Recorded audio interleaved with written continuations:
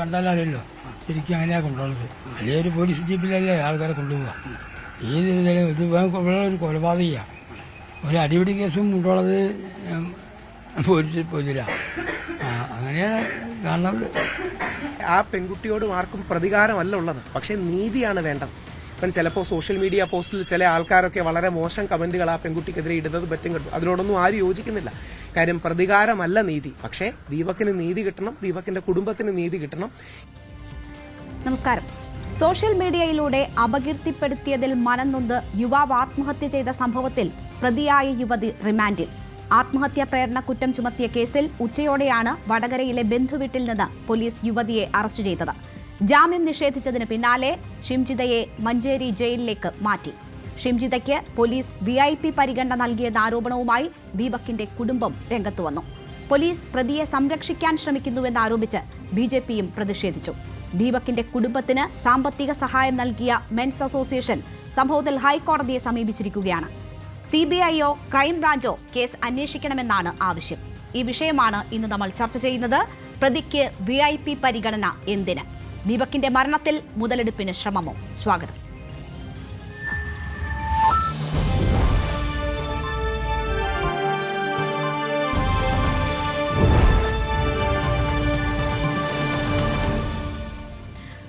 ഈ ചർച്ചയിൽ എനിക്കൊപ്പം അഡ്വക്കേറ്റ് ആശ ഉണ്ണിത്താൻ അഭിഭാഷക, രാഹുൽ ഈശ്വർ മെൻസ് അസോസിയേഷൻ പ്രതിനിധി, ഫാത്തിമ തഹ്ലിയ മുസ്ലിം ലീഗ് പ്രതിനിധി, എച്ചുമുക്കുട്ടി എഴുത്തുകാരി, ടി റെനീഷ് BJP പ്രതിനിധി എന്നിവരാണ് പങ്കെടുക്കുന്നത്. ആദ്യം ഫാത്തിമ തെഹ്ലിയ. വലിയ രീതിയിൽ പൊതുസമൂഹം ഇടപെട്ട കേസാണ് ഇത് എന്ന് തന്നെ പറയാം. ആ കേസിൽ ഇപ്പോൾ പ്രതി പിടിയിലായിരിക്കുന്നു. പക്ഷേ അവർക്ക് വലിയ രീതിയിൽ പോലീസ് സംരക്ഷണം ലഭിച്ചു എന്ന ഒരാക്ഷേപമാണ് ഉയരുന്നത്. അത് പല കോണിൽ നിന്നുയരുന്നു. BJP അത്തരമൊരു ആരോപണം ഉന്നയിക്കുന്നു. ആ കുടുംബം അങ്ങനെ ഒരു ആരോപണം ഉന്നയിക്കുന്നു. നീതി കിട്ടുമോ എന്നറിയില്ല എന്ന ഒരു സംശയം ആ കുടുംബം പങ്കുവെക്കുന്നു. എങ്ങനെയാണ് താങ്കൾ അതിനെ നോക്കിക്കാണുന്നത്? ഒരു അനാവശ്യ സംരക്ഷണം ഒരുക്കിയാണോ പോലീസ് ഈ കേസ് മുന്നോട്ട് കൊണ്ടുപോകുന്നത്?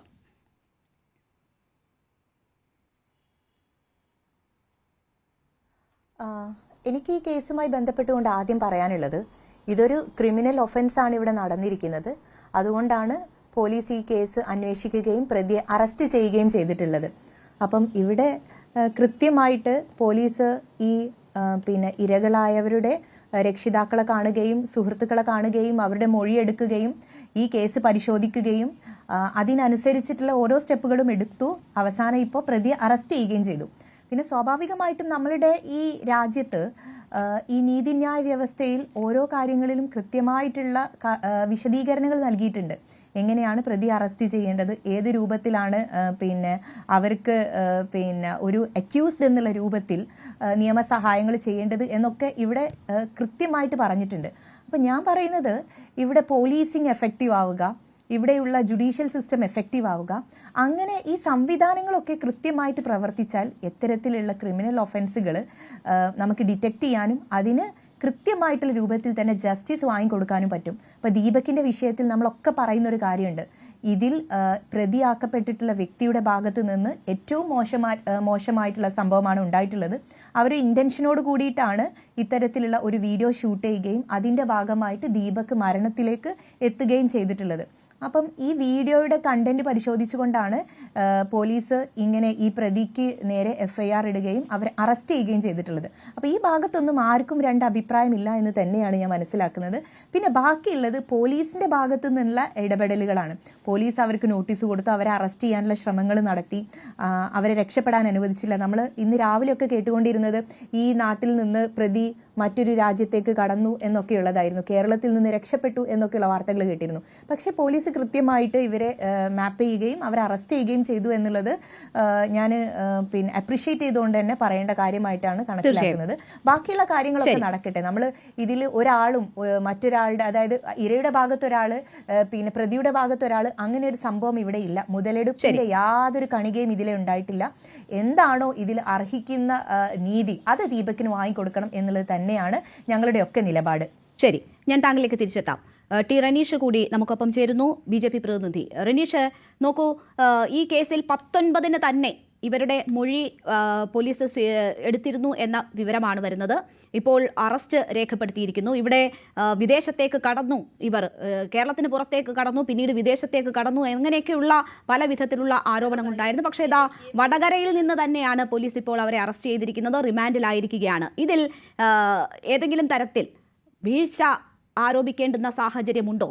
ഈ കേസുമായി ബന്ധപ്പെട്ട് നോക്കിയാൽ കഴിഞ്ഞ ദിവസങ്ങളിലൊക്കെ സമൂഹ മാധ്യമങ്ങളിൽ ഏത് വിധത്തിലുള്ള പ്രചരണങ്ങളാണ് നടക്കുന്നതെന്ന് നമുക്കറിയാം.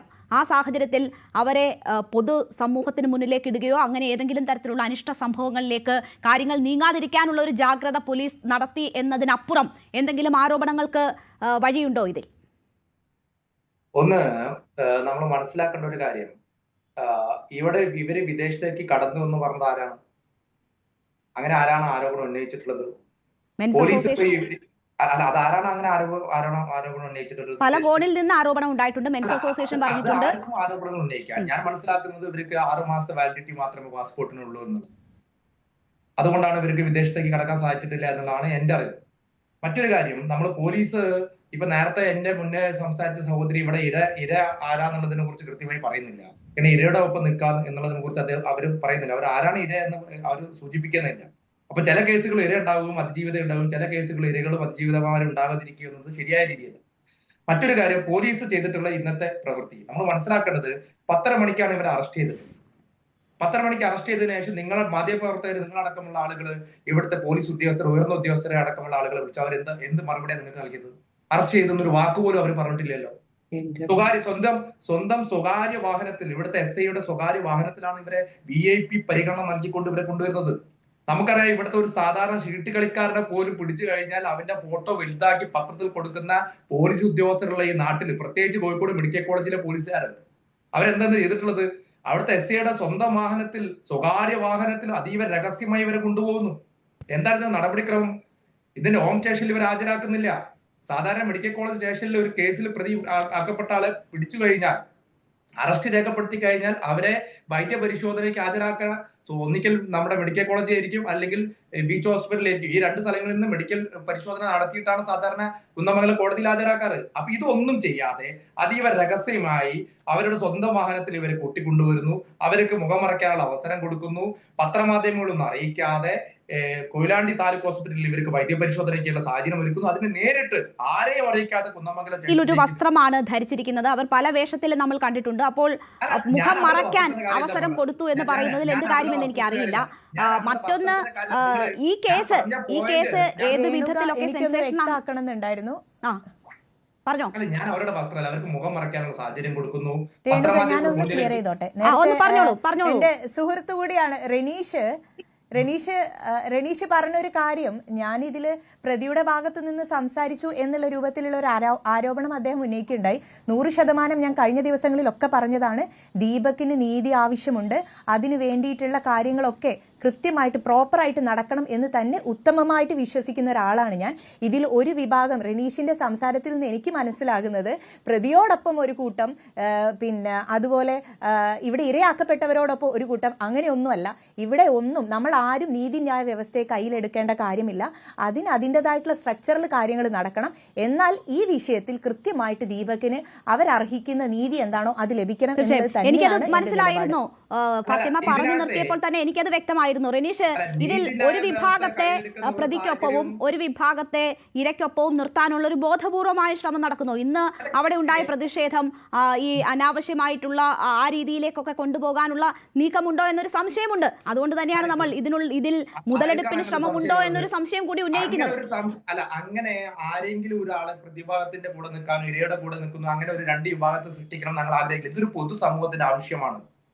ഇവിടെ മറ്റൊന്നിനും ഇവിടെ സ്ഥാനമില്ല. ഇവിടെ രാഷ്ട്രീയത്തിനോ മതത്തിനോ ജാതിക്കോ ഒന്നും, ഇതൊരു പൊതുസമൂഹത്തിന്റെ ആവശ്യമാണ്. ദീപകനെ പോലെ ഇനി ഒരാൾ ആവർത്തിക്കപ്പെടരുത്. ഒരു അച്ഛനമ്മനും ഇനി ഒരു മകനെ നഷ്ടപ്പെടരുത്. അത് മാത്രമാണ് ഇതിനകത്തുള്ള ലക്ഷ്യം. അതുകൊണ്ട് ഇവിടെ ദീപകിന്റെ കുടുംബത്തിന് നീതി കിട്ടണമെങ്കിൽ പോലീസ് ഉദ്യോഗസ്ഥർ കൃത്യമായി കേസന്വേഷണം നടക്കണം. ഇപ്പൊ നമ്മൾ മനസ്സിലാക്കുന്നത് സോഷ്യൽ മീഡിയയിലൂടെയാണ് ഇദ്ദേഹത്തെ അപഹസിച്ചിട്ടുള്ളത്. ഇദ്ദേഹത്തിനെ പരസ്യ വിചാരണ നടത്തിയത് സോഷ്യൽ മീഡിയയിലൂടെയാണ്. IT ആക്ട് 2000 ഇതിൽ ഉൾപ്പെടുത്തണം. അത് ഉൾപ്പെടുത്തിയിട്ടില്ല പോലീസ്. അത് ഉൾപ്പെടുത്തിയാൽ മാത്രമേ നാളെ കോടതിയിൽ പ്രതിക്ക് ശിക്ഷ വാങ്ങിക്കൊടുക്കാൻ സാധിക്കുകയുള്ളൂ. അപ്പൊ പോലീസ് തുടക്കം മുതൽ എന്താ ചെയ്തിട്ടുള്ളത്? ആദ്യം അസ്വാഭാവിക കേസ് മാത്രം എടുത്തു. പിന്നീട് പത്രമാധ്യമങ്ങളിലും മറ്റു സോഷ്യൽ മീഡിയയിലൂടെയും ശക്തമായ പ്രതിഷേധം വന്നപ്പോൾ മാത്രമാണ് ആത്മഹത്യാ പ്രേരണ കുറ്റം ചുമത്തിയിട്ടുള്ളത്. അതിനുശേഷം ഇത്തരം ഒരു പ്രതിയെ VIP പരിഗണന നൽകി വളരെ രഹസ്യ സ്വഭാവത്തോടു കൂടി ഇവർക്ക് സംരക്ഷണം കൊടുക്കുമ്പോൾ സ്വാഭാവികമായും പൊതുജനം സംശയിക്കും. ആ സംശയമാണ് ഞങ്ങൾ ഉന്നയിച്ചിട്ടുള്ളത്. അതെന്റെ പ്രതിഷേധമാണ് ഇന്ന് ആ സ്റ്റേഷനിൽ കണ്ടിട്ടുള്ളത്. അതിന് മറ്റൊരു വശം കൊടുക്കേണ്ട ഒരു ആവശ്യമില്ല. ഏതൊരു സാധാരണക്കാരനെ സംബന്ധിച്ചിടത്തോളം അവൻ സംശയിക്കപ്പെടുന്ന സാഹചര്യത്തിലാണ് പോലീസിന്റെ തുടക്കം മുതലുള്ള നീക്കം. ശരി, ആ രീതിയിൽ സംശയമുണ്ട് പോലീസ് നീക്കങ്ങൾ എന്നാണ് പറയുന്നത്. എനിക്ക് തോന്നിയത് സമൂഹത്തിൽ വലിയ രീതിയിൽ ചർച്ച ചെയ്യപ്പെടുന്ന ഒരു വിഷയമാണ്. ആ പെൺകുട്ടിക്കെതിരായ വലിയ ഹേറ്റഡായിട്ടുള്ള ക്യാമ്പയിനുകൾ നടക്കുന്ന ഒരു സമയമാണ്. ആർക്ക് കണ്ടാലും തിരിച്ചറിയാൻ പറ്റുന്ന അവസ്ഥയിൽ അത്രമാത്രം പരിചിതയായി ആ പ്രതി പൊതുസമൂഹത്തിന്. ആ ഒരു സാഹചര്യത്തിൽ അവർക്ക് മറ്റ് ബുദ്ധിമുട്ടുകൾ ഉണ്ടാകാതിരിക്കാൻ ഒരു ജാഗ്രത പോലീസിന്റെ ഭാഗത്തു നിന്നും ഉണ്ടായതാകാം എന്നാണ് ഞാൻ കരുതുന്നത്. ഞാൻ താങ്കളിലേക്ക് തിരിച്ചെത്താം. അതിൽ പിഴവുകൾ ഉണ്ടായിട്ടുണ്ടെങ്കിൽ ഫോട്ടോ പ്രചരിപ്പിക്കുന്നത് അവർക്കെതിരെ സോഷ്യൽ മീഡിയയിലൂടെ ആളുകൾ പ്രതികരിക്കുന്നത് ആദ്യത്തെ കാര്യമാണ്. ശരി ശരി ശരി ഞാൻ താങ്കളിലേക്ക് തിരിച്ചെത്താം. അഡ്വക്കേറ്റ് ആശ ഉണ്ണിത്താൻ, നോക്കൂ, ഇവിടെ ഇപ്പോൾ അബറ്റ്മെന്റ് ഓഫ് സൂയിസൈഡ് ആണ് ചുമത്തിയിട്ടുള്ളത്. അതുപ്രകാരം ആണ് കേസെടുത്തിട്ടുള്ളത്. ഇപ്പോൾ ജാമ്യം നിഷേധിക്കപ്പെട്ടിരിക്കുന്നു. അങ്ങനെ റിമാൻഡിലേക്ക് പോയിരിക്കുന്ന ഒരു സാഹചര്യമാണ്. ഇവിടെ പോലീസ് വലിയ രീതിയിൽ മാധ്യമങ്ങൾക്ക് പോലും യാതൊരു വിധത്തിലുള്ള വിവരങ്ങളുമില്ലായിരുന്നു. അറസ്റ്റിലാണ് എന്ന സൂചനകൾ തന്നെ വരാൻ വളരെ വൈകിയിരുന്നു. അതിനുശേഷം വൈദ്യപരിശോധനയ്ക്ക് ഉൾപ്പെടെ കൊണ്ടുവരുമ്പോൾ പോലും യാതൊരു അറിവുമില്ല. സ്വകാര്യ വാഹനത്തിൽ കൊണ്ടുവന്ന് അങ്ങനെയുള്ള ഒരു പ്രത്യേക കെയർ പോലീസിന്റെ ഭാഗത്ത് നിന്ന് ഈ പ്രതിക്ക് ഒരുക്കി നൽകുന്നുണ്ടോ? അതിന്റെ ആവശ്യം എന്ത് എന്നൊരു ചോദ്യം പ്രധാനമായിട്ടും ഉയരും. അത്തരം ഒരു സംരക്ഷണത്തിന്റെ യാതൊരു ആവശ്യവും ഇല്ലാത്ത വ്യക്തിയാണ് എന്നതാണ് ഈ പ്രതിഷേധങ്ങൾ അല്ലെങ്കിൽ വിമർശകർ ചൂണ്ടിക്കാട്ടുന്നത്. അത് നമ്മൾ സിസ്റ്റത്തെ മനസ്സിലാവാത്ത കാരണം കൊണ്ടാണ് ഒന്ന്. രണ്ടാമത് ഞാൻ ഡയറക്റ്റ് ആയിട്ട് അറ്റാക്ക് ചെയ്ത് പറയുകയാണെങ്കിൽ ഇവർക്കൊക്കെ ആ സ്ത്രീനെ കയ്യിൽ കിട്ടിയിട്ട് വഴിയിൽ പിച്ച് ചീന്താനോ അലറി വിളിക്കാനോ ചീത്ത വിളിക്കാനോ ഒക്കെയാണോ? ആൾക്കൂട്ട വിചാരണ നടത്താനാണോ? അതിനുള്ള ഒരു സൗകര്യം കേരള പോലീസ് ചെയ്തെന്നില്ല എന്നാണോ ഇപ്പൊ എല്ലാവരും കൂടി വിഷമിക്കേണ്ടത്? ആ സ്ത്രീയുടെ നിയമപരമായ എല്ലാവിധ അവകാശങ്ങളുമാണ് യാതൊരു രീതിയിലും പരിക്ക് പറ്റാതെ ഫെയർ ട്രയലിനെ ഫേസ് ചെയ്യാൻ പറ്റുക എന്നുള്ളത്. അത് ഒരുക്കി കൊടുക്കേണ്ടത് പോലീസിന്റെ ഉത്തരവാദിത്തമാണ്. അവർ കുറ്റവാളിയായി ആരോപിതയായിട്ടുള്ള സ്ത്രീയാണ്, ശരിയാണ്. വളരെ പ്രഥമദൃഷ്ടിയ അവർ കുറ്റം ചെയ്തിട്ടുമുണ്ട്. അവരെ അറസ്റ്റ് ചെയ്യുമ്പോൾ അറസ്റ്റ് ചെയ്യേണ്ട പ്രോട്ടോകോൾ മുഴുവൻ പാലിക്കുകയും വേണം. അവരുടെ ജീവന്റെ സുരക്ഷ, അവരുടെ അവർക്ക് ഡിഗ്നിറ്റി ഉണ്ട്. അവർ വേറെ ആളുടെ ഡിഗ്നിറ്റി തകർത്തു എന്ന് വെച്ചിട്ട് അവരുടെ ഡിഗ്നിറ്റി തകർക്കാൻ നമുക്ക് ആരെങ്കിലും അവകാശമുണ്ടോ? അപ്പോൾ അവരുടെ ഡിഗ്നിറ്റി തുടങ്ങിയ എല്ലാ കാര്യങ്ങളും പ്രൊട്ടക്ട് ചെയ്യേണ്ടത് പോലീസിന്റെ ബാധ്യതയാണ്, ഉത്തരവാദിത്തമാണ്. പറഞ്ഞോളൂ. അങ്ങനെ നോക്കുമ്പോ ഇവിടെ സോഷ്യൽ ഓഡിറ്റിങ്ങിന് വിട്ടുതരാനാണോ ഇവര് സംസാരിക്കുന്നത്? അവരെ ഒളിച്ചു കൊണ്ടുപോയി ഇവര് പ്രതീക്ഷിക്കുന്ന ആശുപത്രികളിൽ ഹാജരാക്കിയില്ല, മറ്റൊരു ആശുപത്രി കൊണ്ടുപോയി, മറ്റൊരു പോലീസ് സ്റ്റേഷനിൽ കൊണ്ടുപോയി. ഒരു പ്രതിയെ അറസ്റ്റ് ചെയ്താൽ പോലീസ് സ്റ്റേഷനിൽ കൊണ്ടുപോകണമെന്ന് ആരാ പറഞ്ഞിരിക്കണേ? ഒരു പ്രതിയെ അറസ്റ്റ് ചെയ്ത മജിസ്ട്രേറ്റിന് മുന്നിൽ ഹാജരാക്കിയാൽ പോരെ? ഒന്നാമത് CRPC മനസ്സിലാക്കുക. ഇപ്പൊ CRPC അല്ല BNSS ആണ്, അത് മനസ്സിലാക്കുക. രണ്ടാമത്തെ കാര്യം, ഈ പോലീസ് ഇൻവെസ്റ്റിഗേഷൻ ഓഫീസർക്ക് വലിയ ഡിസ്ക്രിപ്ഷൻ ഉണ്ട്. ഈ ഡിസ്ക്രിഷണറി അധികാരം വെച്ചുകൊണ്ട് ഇടപെട്ട് ഇൻവെസ്റ്റിഗേഷൻ നടത്തുമ്പോൾ അതിൻ്റെ ഉള്ളിൽ കയറി ഇടപെടാൻ നമുക്ക് ആർക്കും അവകാശമില്ല. നമുക്ക് സംസാരിക്കാമെന്ന് മാത്രമേ ഉള്ളൂ. അത് ആകെക്കൂടി ചെയ്യാൻ സാധിക്കുക കോടതിക്ക് മോണിറ്റർ ചെയ്യാൻ മാത്രമേ പറ്റുള്ളൂ. കോടതിക്ക് ഇന്റർവീൻ ചെയ്യാൻ പറ്റില്ല, ഇന്റർഫിയർ ചെയ്യാൻ പറ്റില്ല. വേണമെങ്കിൽ മറ്റൊരു പോലീസ് ഉദ്യോഗസ്ഥനെ ഏൽപ്പിക്കാം, മറ്റൊരു ഏജൻസിനെ ഏൽപ്പിക്കാം, അല്ലെങ്കിൽ മറ്റൊരു പോലീസ് ഉദ്യോഗസ്ഥനെ ഏൽപ്പിക്കാം. അതല്ലാതെ അന്വേഷിച്ചുകൊണ്ടിരിക്കുന്ന ആളുടെ കൈ പിടിച്ച് ഇങ്ങനെ അന്വേഷിക്കൂ അങ്ങനെ അന്വേഷിക്കൂ എന്ന് പറയാൻ പറ്റില്ല. അന്വേഷിക്കുന്ന സമയത്ത് ഈ പ്രതിയുടെ മുഴുവൻ ഉത്തരവാദിത്വവും അവരുടെ ശരീരത്തിൽ ഒരു പോറൽ പോലും ഏൽക്കാതെ, അവർക്ക് യാതൊരു പരിക്കും പറ്റാതെ അവർ സിസ്റ്റത്തിന് മുന്നിൽ കൊണ്ടുവന്ന് ജുഡീഷ്യറിയുടെ മുന്നിൽ നിർത്തി ഒരു ഫെയർ ട്രയലിനെ ഫേസ് ചെയ്യാൻ വേണ്ടിയിട്ട് അവരെ സഹായിക്കലാണ് നമ്മുടെ പോലീസിന്റെ ഉത്തരവാദിത്വം. തീർച്ചയായും ഈ കേസിൽ ദീപകിന്റെ കുടുംബത്തിന് നീതി കിട്ടണം എന്ന് ആഗ്രഹിക്കുന്നവരാണെങ്കിൽ അത് ശരിയായ വിധത്തിൽ ആ സംവിധാനത്തിലൂടെ അത് നടക്കട്ടെ എന്ന് ആഗ്രഹിക്കുകയാണ് ചെയ്യേണ്ടത്. അതിനപ്പുറം ചില നീക്കങ്ങൾ നടക്കുന്നോ എന്ന സംശയമാണ് ഇപ്പോൾ ഉയരുന്നത്. യശുമിക്കുട്ടി, ഇവിടെ താങ്കൾ ഈ വിഷയത്തിൽ കൃത്യമായ നിലപാട് സ്വീകരിച്ചതായിരുന്നു.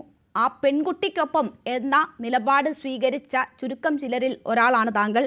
ആ നിലപാട് ഇതേപോലെ ഒരു ചർച്ചയിൽ എടുത്തതുകൊണ്ട് തന്നെ സമൂഹ മാധ്യമത്തിൽ താങ്കൾ ഇപ്പോൾ വലിയ രീതിയിൽ ആക്രമിക്കപ്പെടുന്നുണ്ട്. ആ ചർച്ചയിൽ മീഡിയേറ്റർ ആയിരുന്നു എന്നതുകൊണ്ട് തന്നെ ഞാനും ആ നിലയിൽ ആക്രമിക്കപ്പെടുകയാണ്. അത് മെൻസ് അസോസിയേഷൻ ചൂണ്ടിക്കാട്ടിയ മറ്റ് ചില കാര്യങ്ങൾ, ഇതിനെ സാമാന്യവൽക്കരിച്ചുകൊണ്ട് റേപ്പ് കേസുകൾ ഉൾപ്പെടെയുള്ള കാര്യങ്ങൾ ചൂണ്ടിക്കാട്ടി അതിനെ ന്യായീകരിച്ചപ്പോൾ അതിൽ ചില കാര്യങ്ങൾ ചൂണ്ടിക്കാട്ടി എന്നതുകൊണ്ട് ഞാനും ആക്രമിക്കപ്പെട്ടുകൊണ്ടിരിക്കുകയാണ്. ഇപ്പോൾ ആ പെൺകുട്ടി അറസ്റ്റിലായിരിക്കുന്നു, ജാമ്യം നിഷേധിക്കപ്പെട്ടിരിക്കുകയാണ്, 14 ദിവസത്തേക്ക് റിമാൻഡിലായിരിക്കുകയാണ്. എന്ത് തോന്നുന്നു?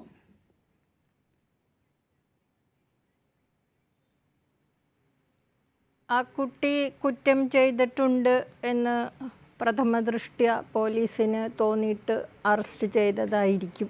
അങ്ങനെയാണെങ്കിൽ അവർ തീർച്ചയായിട്ടും അന്വേഷിക്കട്ടെ. മനഃപൂർവ്വം ആ ദീപക് എന്ന് പറയുന്ന മനുഷ്യനെ ഉപദ്രവിക്കാൻ വേണ്ടി അതിനുള്ള മോട്ടീവ് എന്താണ് എന്നൊക്കെ പോലീസ് അന്വേഷിക്കുമല്ലോ. വെറുതെ ഒരാളെ പെട്ടെന്ന് കാണുമ്പോൾ അയാളെ ഉപദ്രവിക്കണം എന്നാർക്കും തോന്നാൻ വഴിയില്ല. അപ്പോൾ എന്താണ് ആ കുട്ടിയുടെ പേരിലുള്ള കുറ്റം എന്നുള്ളത് തീർച്ചയായിട്ടും പോലീസ് അന്വേഷിച്ച് കണ്ടുപിടിക്കട്ടെ. എന്തായാലും ആത്മഹത്യാ പ്രേരണ കൊടുത്തു എന്നുള്ളത് ഒരു കുറ്റം എന്നാണ് ഇപ്പോൾ ഞാൻ മനസ്സിലാക്കിയിരിക്കുന്നത്. അപ്പോൾ അങ്ങനെയാണെങ്കിൽ അത് അന്വേഷിച്ച് കണ്ടുപിടിക്കട്ടെ. അതിന് എല്ലാവിധ സഹായങ്ങളും പോലീസിന് ചെയ്തു കൊടുക്കുക ആവശ്യമുണ്ടെങ്കിൽ എന്നുള്ളതാണ് സാധാരണ നിലയ്ക്ക് മനുഷ്യർ ചെയ്യേണ്ടത്. അല്ലാതെ ഇപ്പോൾ ആ കുട്ടിക്കൊരു സംരക്ഷണം കൊടുത്തു. ഇപ്പോൾ സത്യത്തിൽ വളരെ ഈ സിനിമയിലൊക്കെ ആളുകൾ കണ്ടമാനം സിനിമ കാണുന്നതുകൊണ്ടാണെന്ന് തോന്നുന്നുണ്ടോ ഈ പ്രശ്നം. സിനിമയിലൊക്കെ പ്രതിയെ ഇങ്ങനെ വിലങ്ങ് വെച്ച് റോഡിൽ കൂടെ കൊണ്ടുപോകണതൊക്കെ കാണിക്കുമല്ലോ. അപ്പോൾ അതുപോലെ ഇങ്ങനെ ഒരു സ്ത്രീയെ വിലങ്ങ് വെച്ച് റോഡിൽ കൂടെ കൊണ്ടുപോകുമ്പോൾ ആൾക്കാർക്ക് കല്ലെറിയാം എന്നൊക്കെ ആളുകൾ വിചാരിക്കുന്നുണ്ടാവും. പക്ഷെ അങ്ങനെയൊന്നും അല്ലല്ലോ. ഒരു കുറ്റവാളി ആരോപിക്കപ്പെട്ട കുറ്റവാളിയാണ്. അപ്പോൾ ആ കുറ്റവാളിയെ പോലീസ് അതിൻ്റേതായ രീതിയിൽ കാര്യങ്ങൾ ചെയ്യട്ടെ, കണ്ടുപിടിക്കട്ടെ, അവരുടെ പേരിലുള്ള കുറ്റം തെളിയിക്കട്ടെ. അതങ്ങനെ തന്നെ നടക്കട്ടെ. അതിലെന്ത് പറയാനാണ്? ശരി, ഞാൻ താങ്കളിലേക്ക് തിരിച്ചെത്താം. അതിലെനിക്ക് വേറെ പ്രത്യേകിച്ചൊന്നും പറയാനില്ല. പോലീസ് അറസ്റ്റ് ചെയ്തു. അതെ, ഓക്കെ, ഞാൻ താങ്കളിലേക്ക് തിരിച്ചെത്താം. ഇപ്പോൾ രാഹുൽ ഈശ്വർ കൂടി നമുക്കൊപ്പം ചേരുന്നു. രാഹുൽ, ഇന്ന് CBI അന്വേഷണം ഉൾപ്പെടെയുള്ള ആവശ്യം ചൂണ്ടിക്കാട്ടിയാണ് നിങ്ങൾ കോടതിയെ സമീപിച്ചിരിക്കുന്നത്. പക്ഷേ വടകരയിൽ ബന്ധുവീട്ടിൽ നിന്ന് തന്നെ കേരള പോലീസ് ആ പ്രതിയെ പൊക്കിയിരിക്കുകയാണ്. ഇനി അപ്പോൾ കേരള പോലീസ് തന്നെ അന്വേഷിച്ചാൽ മതിയോ? രണ്ട് കാര്യങ്ങളാണ്. ഒന്ന്, ആ പെൺകുട്ടിയോടും ആർക്കും ഇവിടെ പ്രതികാരമില്ല. ആ പെൺകുട്ടി ബോധപൂർവം ആത്മഹത്യ ചെയ്യും എന്ന് വിചാരിച്ച് ചെയ്തു എന്നൊന്നും ആർക്കും അഭിപ്രായമില്ല. പക്ഷെ യഥാർത്ഥത്തിൽ നമ്മളെല്ലാം ചൂണ്ടിക്കാട്ടുന്നത് ആ പെൺകുട്ടി ചെയ്ത ഒരു നടപടിക്ക് ഒരു ലീഗൽ കോൺസിക്വൻസ് ഉണ്ടാകണം. അത് ആത്മഹത്യാ പ്രേരണയ്ക്ക് കാരണമായി IT ആക്ട് അടക്കമുള്ള കാര്യങ്ങൾ തീർച്ചയായിട്ടും എടുക്കണം. ഇനിയും ആ പെൺകുട്ടിക്കെതിരെയും വളരെ മോശകരമായ ചില പരാമർശങ്ങൾ സാമൂഹ്യ മാധ്യമങ്ങളിൽ കണ്ടു. കണ്ടന്റ് ക്രിയേറ്റേഴ്സിനെ കുറിച്ച് ചില മോശം പരാമർശങ്ങൾ കണ്ടു. അതിനോടൊന്നും ആരും യോജിക്കുന്നില്ല. രേണുകാജിക്കെതിരെ സൈബർ ആക്രമണം വന്നിട്ടുണ്ടെങ്കിൽ അതിനെ അപലപിക്കുന്നു. അതിനോട് ഒരു കാരണവശാലും യോജിക്കുന്നില്ല. നമുക്ക് ഇതൊരു ബാലൻസിൽ കൊണ്ടുപോകണ്ടേ. ഇതൊരു ജെൻഡർ വാർ, സ്ത്രീ പുരുഷ യുദ്ധമൊന്നും അല്ലല്ലോ. നമ്മളെല്ലാരും ശ്രമിക്കുന്നത് സ്ത്രീകൾക്ക് കൂടുതൽ മുൻഗണനയും പരിഗണനയും കിട്ടണം, എന്നാൽ പുരുഷൻ അവഗണന പാടില്ല എന്നൊരു നിലപാടിലേക്കാണ്. അങ്ങനെ ഒരു പാരഡൈം അല്ലെങ്കിൽ നിലപാട് തറയിലേക്കാണ്. അതുകൊണ്ട് ഏതെങ്കിലും സ്ത്രീയെ ആരെങ്കിലും അങ്ങനെ അധിക്ഷേപിച്ചിട്ടുണ്ടെങ്കിൽ അവരോടൊപ്പമാണ്, അവരെ ഖേദം അറിയിക്കുന്നു. എന്നാൽ അതോടൊപ്പം പുരുഷനും കൂടി നീതി വേണം. അവിടെയാണ് ഞങ്ങൾ 3 കാര്യങ്ങൾ പറയുന്നത്. ഒന്ന്, ജനുവരി 17 ഞങ്ങൾ ദീപകിന്റെ ഓർമ്മയിൽ ഒരു പുരുഷാവകാശ ദിനം ആചരിക്കാൻ ആഗ്രഹിക്കുന്നുണ്ട്. 2, ഒരു ഹെൽപ്പ് ലൈൻ പുരുഷന്മാർക്ക് 24 മണിക്കൂറും വർക്ക് ചെയ്യുന്ന മൊബൈൽ ഫോൺ അടിസ്ഥാനമായ ഒരു ഹെൽപ്പ് ലൈൻ പുരുഷന്മാർക്ക് എപ്പോഴും ഉണ്ടാകണം. അതോടൊപ്പം ഇന്ന് ദീപകിന്റെ വീട്ടിൽ 3,17,000 രൂപ എത്തിച്ചു. കൂടുതൽ അവർക്ക് എന്തെങ്കിലും സാമ്പത്തികവും മാനസികവും സാമൂഹികവുമായ പിന്തുണ നമുക്ക് കൊടുക്കാൻ കഴിഞ്ഞാൽ വലിയ കാര്യമാണ്. ഇനിയും സമ്മർദ്ദം കൂട്ടി ഈ പെൺകുട്ടിയെ ഏതെങ്കിലും കടന്ന കയ്യിലേക്ക് എടുത്തു കൊണ്ടുപോകണമെന്ന് ആർക്കും അഭിപ്രായമില്ല. കാര്യം ആ പെൺകുട്ടിയോടല്ല ആർക്കും ദേഷ്യം. പെൺകുട്ടി ചെയ്ത നടപടിയോടാണ്, നിലപാടിനോടാണ്, ആക്ഷനോടാണ്. അവിടെയാണ് ഗാന്ധിജി പറയുന്നത്, നമ്മളൊരു വ്യക്തിയെ അല്ല എതിർക്കേണ്ടത്, ആ വ്യക്തി ചെയ്ത നിലപാടിനെയാണ്. അല്ലെങ്കിൽ അദ്ദേഹത്തിന്റെ ഭാഷയിൽ പറഞ്ഞാൽ hate the sin not the sinner. ഈ പെൺകുട്ടി അറിഞ്ഞോ അറിയാതെ ഒരു പാപം ചെയ്തു, തെറ്റ് ചെയ്തു, കുറ്റം ചെയ്തു. അത് ദീപകിന്റെ മരണത്തിനിടയായി. ദീപക് നിരപരാധിയാണെന്നുള്ള കാര്യം പകൽ പോലെ വ്യക്തമാണ്. ദീപകിന്റെ അച്ഛനും അമ്മയ്ക്കും വേറെ മക്കളില്ല, അല്ലെങ്കിൽ അവരുടെ കുടുംബവും അവരുടെ ജീവനും അത്താണിയും ഇല്ലാതായി. അവരുടെ കരച്ചിൽ സഹിക്കാൻ പറ്റുന്നില്ല. ഞാൻ രാവിലെ പോയി കണ്ടതാണ്. അപ്പൊ നമുക്ക് എന്ത് വേണം? ഈ പെൺകുട്ടിക്ക് പ്രപ്പോർഷനേറ്റ് ആയിട്ട് ആനുപാതികമായിട്ട് ഇന്ത്യൻ നിയമം അനുശാസിക്കുന്ന ശിക്ഷ കിട്ടണം. അതിന് കുറച്ച് ദിവസം കഴിഞ്ഞ് ബെയിൽ കിട്ടുമായിരിക്കും. അപ്പോ IT ആക്ട് അടക്കം വെച്ച് പോകണം. ഇതല്ലേ നമുക്ക് ചെയ്യാൻ കഴിയുക. ആരും ആ പെൺകുട്ടിയെ കല്ലെറിയണമെന്നും പറഞ്ഞില്ല. അങ്ങനെ പറഞ്ഞിട്ടുണ്ടെങ്കിൽ ഇത് ശരിയല്ല. രാഹുൽ, ഇവിടെ ഈ വിഷയത്തിൽ തെറ്റ് ചെയ്തിട്ടുണ്ടെങ്കിൽ ആ പെൺകുട്ടിക്ക് ശിക്ഷ കിട്ടണമെന്ന് പറയുന്നവരാണ് എല്ലാവരും. ആ ദൃശ്യങ്ങൾ പരിശോധിച്ച് അതിൽ എന്താണ് വസ്തുതയെന്ന് മനസ്സിലാക്കി അതിൽ നടപടികൾ ഉണ്ടാകട്ടെ. അതിനപ്പുറം ഈ പുരുഷാവകാശ ദിനം എന്ന ഒരു കാര്യം താങ്കൾ ഇവിടെ ചൂണ്ടിക്കാട്ടിയല്ലോ. എന്താണ് അങ്ങനെ ഒരു ദിനത്തിന്റെ പ്രസക്തി? മനുഷ്യാവകാശ ദിനമുണ്ട് ഡിസംബർ 10, പുരുഷന്മാർക്കൊരു ദിവസമുണ്ട്, അത് നവംബർ 19. അങ്ങനെ സ്ത്രീകൾ വിമൺ ഡേ ഉണ്ട്. അതിനിടയിൽ ഒരു പുരുഷാവകാശ ദിനത്തിന്റെ കൂടി ആവശ്യം എന്താണ് നിങ്ങൾ അതുകൊണ്ട് ഉദ്ദേശിക്കുന്നത്? Thank you for that question. അതുകൊണ്ട് തന്നെയാണ് നമ്മൾ സൂചിപ്പിക്കുന്നത് എന്തുകൊണ്ട് മെൻസ് കമ്മീഷൻ വേണം? ഓൾറെഡി ഹ്യൂമൻ റൈറ്റ്സ് കമ്മീഷൻ ഉണ്ടല്ലോ. എന്തുകൊണ്ട് വനിതാ കമ്മീഷൻ വേണം? ഓൾറെഡി ഹ്യൂമൻ റൈറ്റ്സ് കമ്മീഷൻ ഉണ്ടല്ലോ. കാരണം വനിതകൾ നേരിടുന്ന വ്യത്യസ്തമായ പ്രശ്നങ്ങൾ, സ്പെസിഫിക് ആയ പ്രശ്നങ്ങൾ അവർക്ക് അഭിസംബോധന ചെയ്യാൻ ഒരു ഫോറം വേണം. അതേപോലെ പുരുഷന്മാർ നേരിടുന്ന വ്യാജ പരാതികൾ അടക്കമുള്ള പ്രശ്നങ്ങൾ. ഉദാഹരണം, അങ്ങയുടെ പരിപാടി ഇപ്പം തുടങ്ങിയതിനുള്ളിൽ ഏകദേശം 5 പുരുഷന്മാർ ഇന്ത്യയിൽ ആത്മഹത്യ ചെയ്തിട്ടുണ്ട്. രേണുകാജി കഴിഞ്ഞ 20-21 മിനിറ്റ് സംസാരിക്കുന്ന സമയത്തിനുള്ളിൽ ഇന്ത്യയിൽ 5 പുരുഷന്മാർ. രാഹുൽ, ഇന്ന് തിരക്കായിരുന്നു, കോഴിക്കോടൊക്കെ ആയിരുന്നു എന്നറിയാം. എങ്കിലും പൂന്തുറയിൽ ഇന്നൊരു വീടിന്റെ വാതിൽ തുറക്കുമ്പോൾ ഒരമ്മയും കുട്ടിയും മരിച്ചു കിടക്കുന്നതാണ് കണ്ടത്. കുടുംബ പ്രശ്നങ്ങളാണ് കാരണം. അങ്ങനെ എത്ര ആത്മഹത്യകൾ ഉണ്ടാകുന്നുണ്ട് രാഹുൽ നമ്മുടെ നാട്ടിൽ. ഇവിടെ ഒരു ദാരുണമായ സംഭവം ഉണ്ടായില്ല എന്ന് ഞാൻ പറയുന്നില്ല. ഇതുപോലെ എത്ര സംഭവങ്ങൾ ഉണ്ടാകുന്നുണ്ട്, എത്ര ആത്മഹത്യകൾ ഉണ്ടാകുന്നുണ്ട്. പക്ഷെ ഈ ഒരു സംഭവം പിടിച്ചുകൊണ്ട് പുരുഷന്മാരെല്ലാം ഇവിടെ വല്ലാതെ ബുദ്ധിമുട്ടുകയാണ്. അവർക്കിനി അവകാശ സംരക്ഷണത്തിനായി പ്രത്യേക സംവിധാനം വേണം എന്ന് പറയുമ്പോൾ എന്താണ് നിങ്ങൾ ഉദ്ദേശിക്കുന്നത്? ഇതിനെ ഏത് നിലയിലേക്ക് കൊണ്ടുപോകാൻ ഉദ്ദേശിക്കുന്നു? പെട്ടെന്ന് 2 കാര്യങ്ങൾ സൂചിപ്പിച്ചോട്ടെ. ഒന്ന്, പൂന്തൂരയിലെ അമ്മയുടെ കാര്യം അറിഞ്ഞില്ല. പറ്റും, ഞാൻ തിരുവനന്തപുരത്തുകാരനാണ്, ഞാൻ അവിടെയും പോവും. നമ്മൾ തീർച്ചയായും സപ്പോർട്ട് ചെയ്യേണ്ട ഒരു കാര്യമല്ലേ, പൂർണ്ണമായും പിന്തുണയ്ക്കും. 2, കണക്കുകൾ നോക്കുക. നാഷണൽ ക്രൈം റെക്കോർഡ്സ് ബ്യൂറോ ആണ് ഇന്ത്യയിൽ കണക്കെടുക്കുന്നത്. ഓരോ 4.5 മിനിറ്റിലും ഒരു പുരുഷൻ ആത്മഹത്യ ചെയ്യുന്നു. 4.5 മിനിറ്റിൽ ഓരോ 11 മിനിറ്റിലുമാണ് ഒരു സ്ത്രീ ആത്മഹത്യ ചെയ്യുന്നത്. സ്ത്രീ ആത്മഹത്യകളുടെ 2 ഇരട്ടിയിൽ കൂടുതൽ പുരുഷ ആത്മഹത്യകളാണ് നടക്കുന്നത്. കേരളത്തിലെ കണക്കുകൾ എടുത്താൽ 78% പുരുഷന്മാരാണ് ആത്മഹത്യ ചെയ്യുന്നത്, 22% സ്ത്രീകളാണ്. അപ്പൊ സ്ത്രീകൾ അനുഭവിക്കുന്നതിന്റെ മാനസിക സംഘർഷങ്ങളുടെ 3 ഇരട്ടിയോ 4 ഇരട്ടിയോ പുരുഷൻ അനുഭവിക്കുന്നുണ്ടെന്നുള്ളത് എംപിരിക്കൽ ഡേറ്റയാണ്, അഥവാ ഗവൺമെന്റുകൾ അടക്കം കണ്ടെത്തുന്ന കണക്കാണ്. ഇതിനെ നമുക്ക് അഡ്രസ് ചെയ്യണ്ടേ? സ്ത്രീകൾക്ക് കിട്ടുന്ന എല്ലാ പരിഗണനയും കൊടുക്കണം. സ്ത്രീ കമ്മീഷൻ വേണം, വനിതാപക്ഷ നിയമങ്ങളാകണം. ഞങ്ങൾ സമത്വത്തിനല്ല വാദിക്കുന്നത്.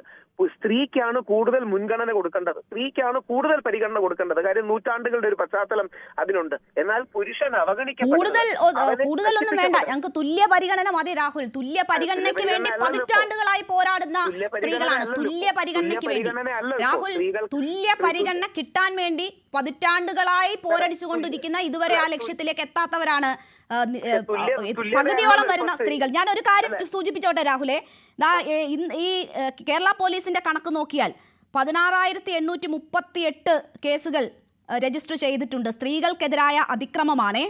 റേപ്പ് ഈ 2025 നവംബർ വരെ മാത്രം 2735 റേപ്പ് കേസുകൾ. സ്ത്രീകൾക്കെതിരെ റേപ്പ് കേസ് വരുമ്പോൾ ആരായിരിക്കും പ്രതിസ്ഥാനത്ത് എന്നത് രാഹുലിന് അറിയാമായിരിക്കുമല്ലോ.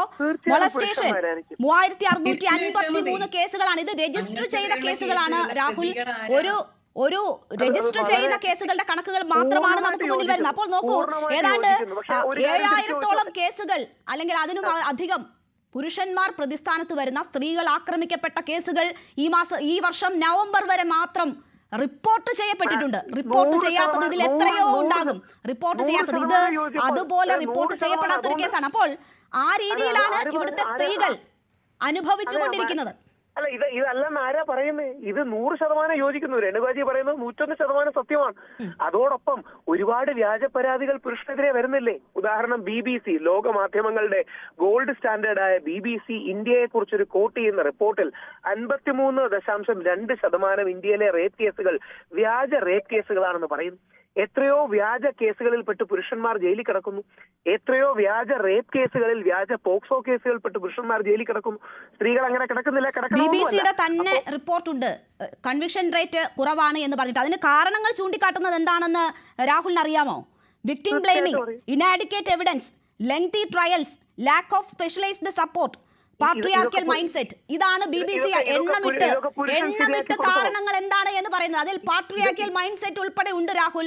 അതിന്റെ ഭാഗമാണ് താങ്കളും ഇപ്പോൾ നടത്തുന്ന താങ്കളുടെ ഈ വാദങ്ങളും എല്ലാം. ശരിയാക്കി കൊടുക്കേണ്ട കാര്യമാണോ? ഇതൊക്കെ നിയമ സംവിധാനം ശരിയാക്കേണ്ടതല്ലേ? അവിടെയാണ് ഞങ്ങൾ പറയുന്നത് സ്ത്രീകൾക്ക് മുൻഗണന, പരിഗണന, പ്രിഫറൻസ് കൊടുക്കണമെന്ന് ആരും പറയുന്നില്ല. അതിനർത്ഥം പുരുഷന്മാരെ വേട്ടയാടണമെന്നാണോ? ഒന്ന് ആലോചിച്ച് നോക്കൂ. നിങ്ങൾ പറയുന്ന ആലോചിച്ചു. ഒരു വരി മാത്രം സൂചിപ്പിച്ചോട്ടെ. 1000 കുറ്റവാളികൾ രക്ഷപ്പെട്ടാലും ഒരു നിരപരാധി ശിക്ഷിക്കപ്പെടരുത് എന്ന് വിശ്വസിക്കുന്ന നമ്മുടെ നിയമ സംവിധാനത്തിൽ 1000കണക്കിന് നിരപരാധികളായ പുരുഷന്മാർ കുടുക്കപ്പെട്ട് ജയിലിൽ കിടക്കുന്നു എന്ന് പറയുമ്പോൾ അവർക്ക് സപ്പോർട്ടിനായി ഒരു സിസ്റ്റം വേണം. അതാണ് മെൻസ് കമ്മീഷൻ. വുമൻസ് കമ്മീഷൻ വളരെ മികച്ചതാണ്. കേരളത്തിൽ യൂത്ത് കമ്മീഷൻ ഉണ്ട്, ഞാൻ അതിന്റെ ഭാഗമായി പ്രവർത്തിച്ചിരുന്നു. അതേപോലെ പുരുഷന്മാർക്ക് ഒരു കമ്മീഷൻ വേണം. രാജ്യസഭയിൽ ആ ബില്ല് അവതരിപ്പിച്ചു. നമ്മുടെ നിയമസഭയിൽ ആ ബില്ല് ഓൾറെഡി പരിഗണനയിലാണ്. കഴിഞ്ഞ 10 മാസമായിട്ട് രേണുകാജി അടക്കമുള്ളവരെ പേടിച്ചാണ് രാഷ്ട്രീയക്കാർ അത് അവതരിപ്പിക്കാതിരിക്കുന്നത്. കാര്യം സ്ത്രീ വിരുദ്ധമാണെന്ന് ചിത്രീകരിക്കുമെന്ന് പേടിച്ച്. അപ്പോ അല്ല, ആരെയും പേടിച്ചൊന്നുമല്ല. നമ്മുടെ ഭരണ സംവിധാനങ്ങൾക്ക് ആരെയും പേടി, അതിന്റെ ആവശ്യം എന്ത് എന്ന് കരുതി വല്ല ചവിറ്റുകുട്ടയിലും ഇട്ടതായിരിക്കാം രാഹുൽ. എനിക്കറിയില്ല. ഞാൻ രാഹുലിലേക്ക് തിരിച്ചെത്താം. രാഹുലിലേക്ക് തിരിച്ചെത്താം. അല്ലാണ്ട് ആരെയും ഭയന്നായിരിക്കില്ല. അതിന്റെ ആവശ്യമില്ല എന്ന് കരുതിക്കൊണ്ടായിരിക്കും. ഒരു സെക്കൻഡ്. ഏതുപോലെ എന്നറിയാമോ? ദിലീപ് കുറ്റവാളിയാണെന്ന് നിങ്ങൾ ഒരുപാട് ദിവസങ്ങൾ പത്രമാധ്യമങ്ങളിൽ ഇരുന്ന് പറഞ്ഞില്ലേ? ആ സാധനങ്ങളെല്ലാം ഇപ്പം ചവിറ്റുകുട്ട ഇടേണ്ടി വന്നു. രാഹുൽ ദിലീപിനെ അറസ്റ്റ് ചെയ്തു. 82 ദിവസം ദിലീപ് ജയിലിലായിരുന്നു. ആ ഘട്ടത്തിലൊന്നും രാഹുൽ പറഞ്ഞില്ലല്ലോ എന്താണ് നമ്മുടെ നിയമ സംവിധാനം, അതുവഴി വരട്ടെ, അതിനുശേഷം ഞാൻ പറയാമെന്ന്. രാഹുൽ എന്താ പറഞ്ഞുകൊണ്ടിരുന്നത്? ആദ്യ ദിവസം മുതൽ രാഹുൽ എടുത്ത നിലപാടെന്താ? രാഹുൽ ഈശ്വർ എടുത്ത നിലപാടാണ് ജയിച്ചത്. രാഹുൽ ഈശ്വർ ആദ്യം ദിവസം മുതൽ എടുത്ത നിലപാടെന്താ? രാഹുൽ ആ കേസിന്റെ വിധിയുടെ കാര്യത്തിലേക്ക് നമുക്ക് പിന്നീട് വരാം. രാഹുൽ ആദ്യ ദിവസം മുതൽ എടുത്ത നിലപാടെന്താ? ഒരു അറസ്റ്റ് ഉണ്ടായതിനു ശേഷം എടുത്ത നിലപാടെന്താ? ഈ പെൺകുട്ടിയുടെ വിഷയത്തിൽ രാഹുൽ എടുത്ത നിലപാടെന്താ? ഈ പെൺകുട്ടിയുടെ വിഷയത്തിലും അതേ നിലപാടല്ലേ? എന്ത് നിലപാട്? ഒരു തുണ്ട് വിഷ്വൽ വന്നപ്പോൾ മുതൽ രാഹുൽ ഇവരെ അറസ്റ്റ് ചെയ്യൂ, അകത്തിടൂ എന്നാണല്ലോ പറഞ്ഞത്. രാഹുൽ അറസ്റ്റ് ചെയ്തു, അകത്തിടൂ എന്നാണല്ലോ പറഞ്ഞത്. ഇവരാണ് ഈ കുറ്റം ചെയ്തിരിക്കുന്നത്. കൊലപാതക കുറ്റം ചുമത്തണമെന്നാണല്ലോ പറഞ്ഞിരിക്കുന്നത്. പക്ഷേ ദിലീപിന്റെ കാര്യത്തിൽ, രാഹുൽ മാങ്കൂട്ടത്തിന്റെ കാര്യത്തിൽ ഒന്നും രാഹുൽ ഈശ്വറിന് ഈ കാഴ്ചപ്പാടില്ല. ഈ കാഴ്ചപ്പാട് രാഹുൽ മാങ്കൂട്ടത്തിന്റെ കാര്യത്തിലും ഇല്ല. അവിടെയാണ് നമ്മൾ കേസ് ബൈ കേസ് എടുക്കാം. ഉമ്മൻചാണ്ടി സാറിനെ വേട്ടയാടി, എൽദോസിനെ വേട്ടയാടി, സിദ്ദിഖിനെ വേട്ടയാടി, എത്ര പേരെ വേട്ടയാടി മാധ്യമങ്ങൾ പരാജയപ്പെട്ടു. എനിക്ക് മനസ്സിലായി രാഹുൽ. പീഡനമല്ലാതെ ഒരു വിഷയം കിട്ടിയിരിക്കുന്നു മെൻസ് അസോസിയേഷന്, അവരുടെ ഐഡന്റിറ്റി ഉയർത്തിപ്പിടിക്കാൻ. പീഡനമല്ലാത്ത ഒരു കേസ് കിട്ടിയതിന്റെ സന്തോഷമാണ് രാഹുലിന്. അതിൽ പിടിച്ചു കയറിക്കോളൂ. ഞാൻ താങ്കളിലേക്ക് തിരിച്ചു വരാം. ആശ ഉണ്ണിത്താൻ ഒരു കാര്യം താങ്കളോട് സൂചിപ്പിക്കണമെന്നുണ്ടായിരുന്നു. ആശ, എന്താണ് സൂചിപ്പിക്കാൻ ശ്രമിച്ചത്? ഒരു സെക്കൻഡ് രാഹുൽ, ഒരുമിച്ച് ഉത്തരം പറഞ്ഞോളൂ. രാഹുൽ പറഞ്ഞല്ലോ, ആണുങ്ങൾ മരിക്കുന്നു, ആണുങ്ങൾ കൂടുതൽ മരിക്കുന്നു, പെണ്ണുങ്ങൾ കുറവാണ് മരിക്കുന്നത്, ആത്മഹത്യ ചെയ്യുന്നു. അതുപോലെ ആണുങ്ങൾ കൂടുതൽ ജയിലിൽ കിടക്കുന്നു, പെണ്ണുങ്ങൾ വളരെ കുറവാണ് പെണ്ണുങ്ങൾക്കെതിരെ കേസുള്ളത്. പക്ഷെ ഈ പുരുഷന്മാർ അക്യൂസ്ഡ് ആവണ കേസുകളിൽ മുഴുവനും സ്ത്രീകൾ പരാതി കൊടുത്തിട്ടല്ല കിടക്കണത് എന്നുള്ളൊരു കാര്യം മനസ്സിലാക്കണം. പുരുഷന്മാർ ആത്മഹത്യ ചെയ്യുന്നത് സ്ത്രീ കാരണവുമല്ല. നമ്മുടെ ഇന്ത്യയിലെ സാമ്പത്തികമായിട്ടുള്ള പ്രശ്നങ്ങൾ, നമ്മുടെ ചില പോളിസികൾ, ഇൻഡസ്ട്രിയലൈസേഷൻ പോളിസികളായിട്ടുള്ള പോളിസികൾ, അങ്ങനത്തെ കുറെ പ്രൈവറ്റൈസേഷൻ പോളിസികളൊക്കെ. അപ്പൊ അതൊക്കെ കാരണം കൊണ്ട് ആത്മഹത്യ ചെയ്യുന്ന പുരുഷന്മാര്, കർഷകര്, അല്ലെങ്കിൽ ബാങ്ക്രപ്സി വന്ന ആൾക്കാര്, അങ്ങനെയുള്ള ഒരുപാട് ഇഷ്യൂസിന്റെ മുകളിലാണ്. സ്ത്രീ മൂലം ആത്മഹത്യ ചെയ്യുന്ന ആൾക്കാരെ കണക്ക് വളരെ കുറവായിരിക്കും. അതുപോലെ തന്നെയാണ് കുറ്റം ചെയ്ത് അക്രമം നടന്നിട്ട് പുരുഷന്മാരെതിരെ നടന്നുള്ള അതിക്രമങ്ങളുടെ കണക്ക് നോക്കുമ്പോഴും അത് സ്ത്രീകൾ അതിക്രമിച്ചതല്ല. പുരുഷന്മാർ തമ്മിലുള്ള വഴക്കുകളും പുരുഷന്മാർ തമ്മിലുള്ള പറ്റിക്കലും മറ്റു കാര്യങ്ങളൊക്കെയാണ്. സ്ത്രീകളുടെ കാര്യത്തിൽ അങ്ങനെയല്ല. ഓരോ സ്ത്രീയും പരാതി കൊടുക്കണമെങ്കിൽ അത് പുരുഷൻ വേദനിപ്പിച്ചിട്ടാണെന്നും അത് ഞാൻ സ്ത്രീ എന്ന ജെൻഡറിൽ ജനിച്ചത് കൊണ്ട് മാത്രം എന്നോട് ചെയ്യുന്ന സവിശേഷമായ തെറ്റ്, അതുകൊണ്ടാണ് സ്ത്രീധനം, റേപ്പ്, അല്ലെങ്കിൽ മറ്റ് എന്താ പറയാ ജനിക്കാൻ പോലും അവകാശമില്ലാത്ത ഭ്രൂണം, അങ്ങനെയുള്ള ഒരുപാട് സെക്ഷൽ അസോൾട്ട്, അങ്ങനെയുള്ളതൊക്കെ. പക്ഷെ പുരുഷനോട് നേരെ ചെയ്യുമ്പോൾ, ഒരു സ്ത്രീ ചെയ്യുന്നുണ്ടെങ്കിൽ പോലും അത് പലപ്പോഴും പുരുഷനും ചെയ്യുന്ന സംഗതികളൊക്കെ തന്നെയായിരിക്കും.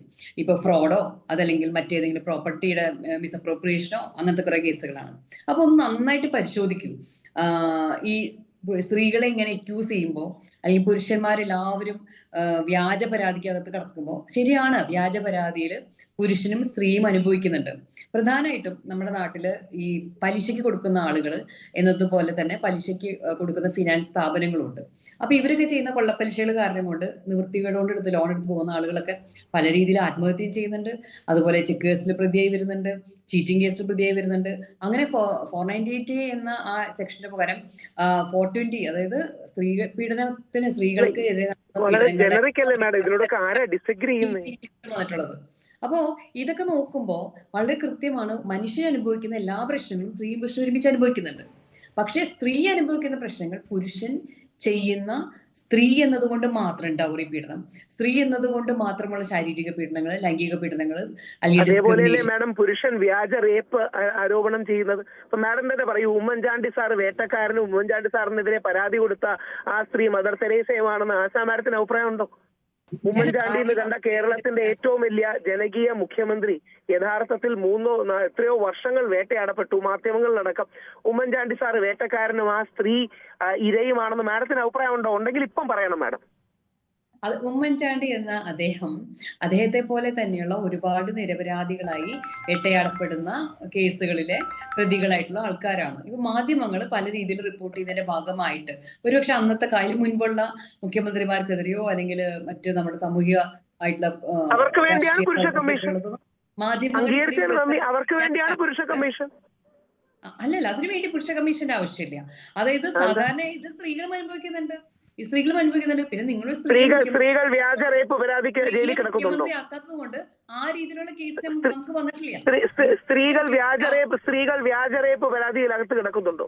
ഉദാഹരണം, നിവിൻ പോളി കേരളത്തിലായിരുന്നപ്പോൾ ദുബായിൽ റേപ്പ് ചെയ്തു എന്ന് പറഞ്ഞൊരു പെൺകുട്ടി പരാതി കൊടുത്തു. ഏതെങ്കിലും ഒരു പുരുഷൻ അങ്ങനെ പെൺകുട്ടിക്കെതിരെ പരാതി കൊടുത്തിട്ടുണ്ടോ? രാഹുൽ ഈശ്വരെ നോക്കൂ, ഇത് വ്യാജ പരാതിയാണ് എന്ന് പറഞ്ഞ് ഉമ്മൻചാണ്ടിക്ക് എന്തെങ്കിലും സംഭവിച്ചിട്ടുണ്ടോ? നിവിൻ പോളിക്ക് എന്തെങ്കിലും സംഭവിച്ചിട്ടുണ്ടോ? നിവിൻ പോളി വന്ന മാധ്യമങ്ങൾക്ക് മുന്നിൽ എന്താണ് സംഭവിച്ചതെന്ന് നെഞ്ചുറപ്പ്, ചങ്കുറപ്പോ എന്താ നിങ്ങളൊക്കെ പറയുന്ന സാധനം, അത് അങ്ങനെ മാധ്യമങ്ങൾക്ക് മുന്നിൽ വന്ന് പറഞ്ഞു കാര്യങ്ങൾ എന്താണെന്നില്ലേ? അദ്ദേഹത്തെ വിശ്വാസത്തെ എടുത്തില്ലേ? അദ്ദേഹത്തിന്റെ കേസ്, അദ്ദേഹത്തിന് എന്തെങ്കിലും നഷ്ടം വന്നോ? അദ്ദേഹത്തിന്റെ ഒരു വലിയ തിരിച്ചുവരവല്ലേ ഇപ്പോൾ ഉണ്ടായിട്ടുള്ളത്? അല്ലാണ്ട് അങ്ങനെ സംഭവിക്കുന്ന കേസുകളിൽ തെറ്റ് ചെയ്തിട്ടില്ലെങ്കിൽ നമ്മുടെ നിയമ സംവിധാനത്തിൽ ആരെങ്കിലും കുടുങ്ങിപ്പോകുന്ന സംവിധാനം ഇവിടെ ഉണ്ടോ? മെൻസ് കമ്മീഷൻ ഇല്ലാത്തത് കൊണ്ട് നിവിൻ പോളിക്ക് വല്ലതും സംഭവിച്ചോ? രാഹുൽ ഈശ്വർ എന്തെങ്കിലും സംഭവിച്ചോ നിവിൻ പോളിക്ക്? അതിന്റെ വിക്ടിമല്ലേ ഉമ്മൻചാണ്ടി? എത്ര വർഷങ്ങൾക്ക് ശേഷമാണ് ഉമ്മൻചാണ്ടിക്ക് എന്ത് സംഭവിച്ചു? ഉമ്മൻചാണ്ടിക്ക് എന്ത് സംഭവിച്ചു?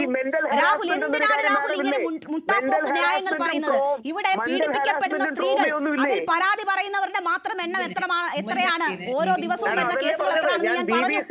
മിണ്ടാതെ ഇരിക്കുന്നവർ എത്ര പേര്, നമ്മൾ അറിയാത്ത എത്രയോ പേരുണ്ടാകും. അവർക്കൊക്കെ പിന്തുണ നൽകുന്ന രീതിയിൽ ഒരു മെൻസ് കമ്മീഷൻ കൊണ്ടുവരാം. നിങ്ങൾ ഇപ്പോൾ ഹെൽപ്പ് ലൈൻ തുടങ്ങുന്നു എന്ന് പറഞ്ഞല്ലോ രാഹുൽ. ഇപ്പോൾ ഹെൽപ്പ് ലൈൻ തുടങ്ങുന്നു എന്ന് പറഞ്ഞു, വളരെ നല്ലത്. ഇപ്പോൾ ആത്മഹത്യ ചെയ്യുന്നവരിൽ പുരുഷന്മാരുമുണ്ട്. അപ്പോ അവർക്ക് വിളിച്ചൊരു കാര്യം ചോദിക്കാൻ പറ്റും. അങ്ങനെ നിങ്ങൾക്ക് എന്തെങ്കിലും സഹായം ചെയ്യാൻ പറ്റുമെങ്കിലും ഓക്കെ, അതിലൊരു തെറ്റില്ല. അങ്ങനെ ഒരു സംവിധാനം നിങ്ങൾ ഉണ്ടാക്കിക്കൊള്ളൂ. പക്ഷേ ഈ പീഡിപ്പിക്കുന്ന സ്ത്രീകളെ ബലാത്സംഗം ചെയ്യുന്ന ആളുകൾക്ക് ഒരു സംരക്ഷണ കേന്ദ്രമായി അത് മാറരുത്. അത് സമൂഹത്തിൽ ഉണ്ടാകാൻ പോകുന്ന ദ്രോഹം എത്രമാത്രം വലുതാണെന്ന് അറിയാമോ? സ്ത്രീകൾക്ക് വേണ്ടി ഒരു സംരക്ഷണ കേന്ദ്രമായി മാറരുത്.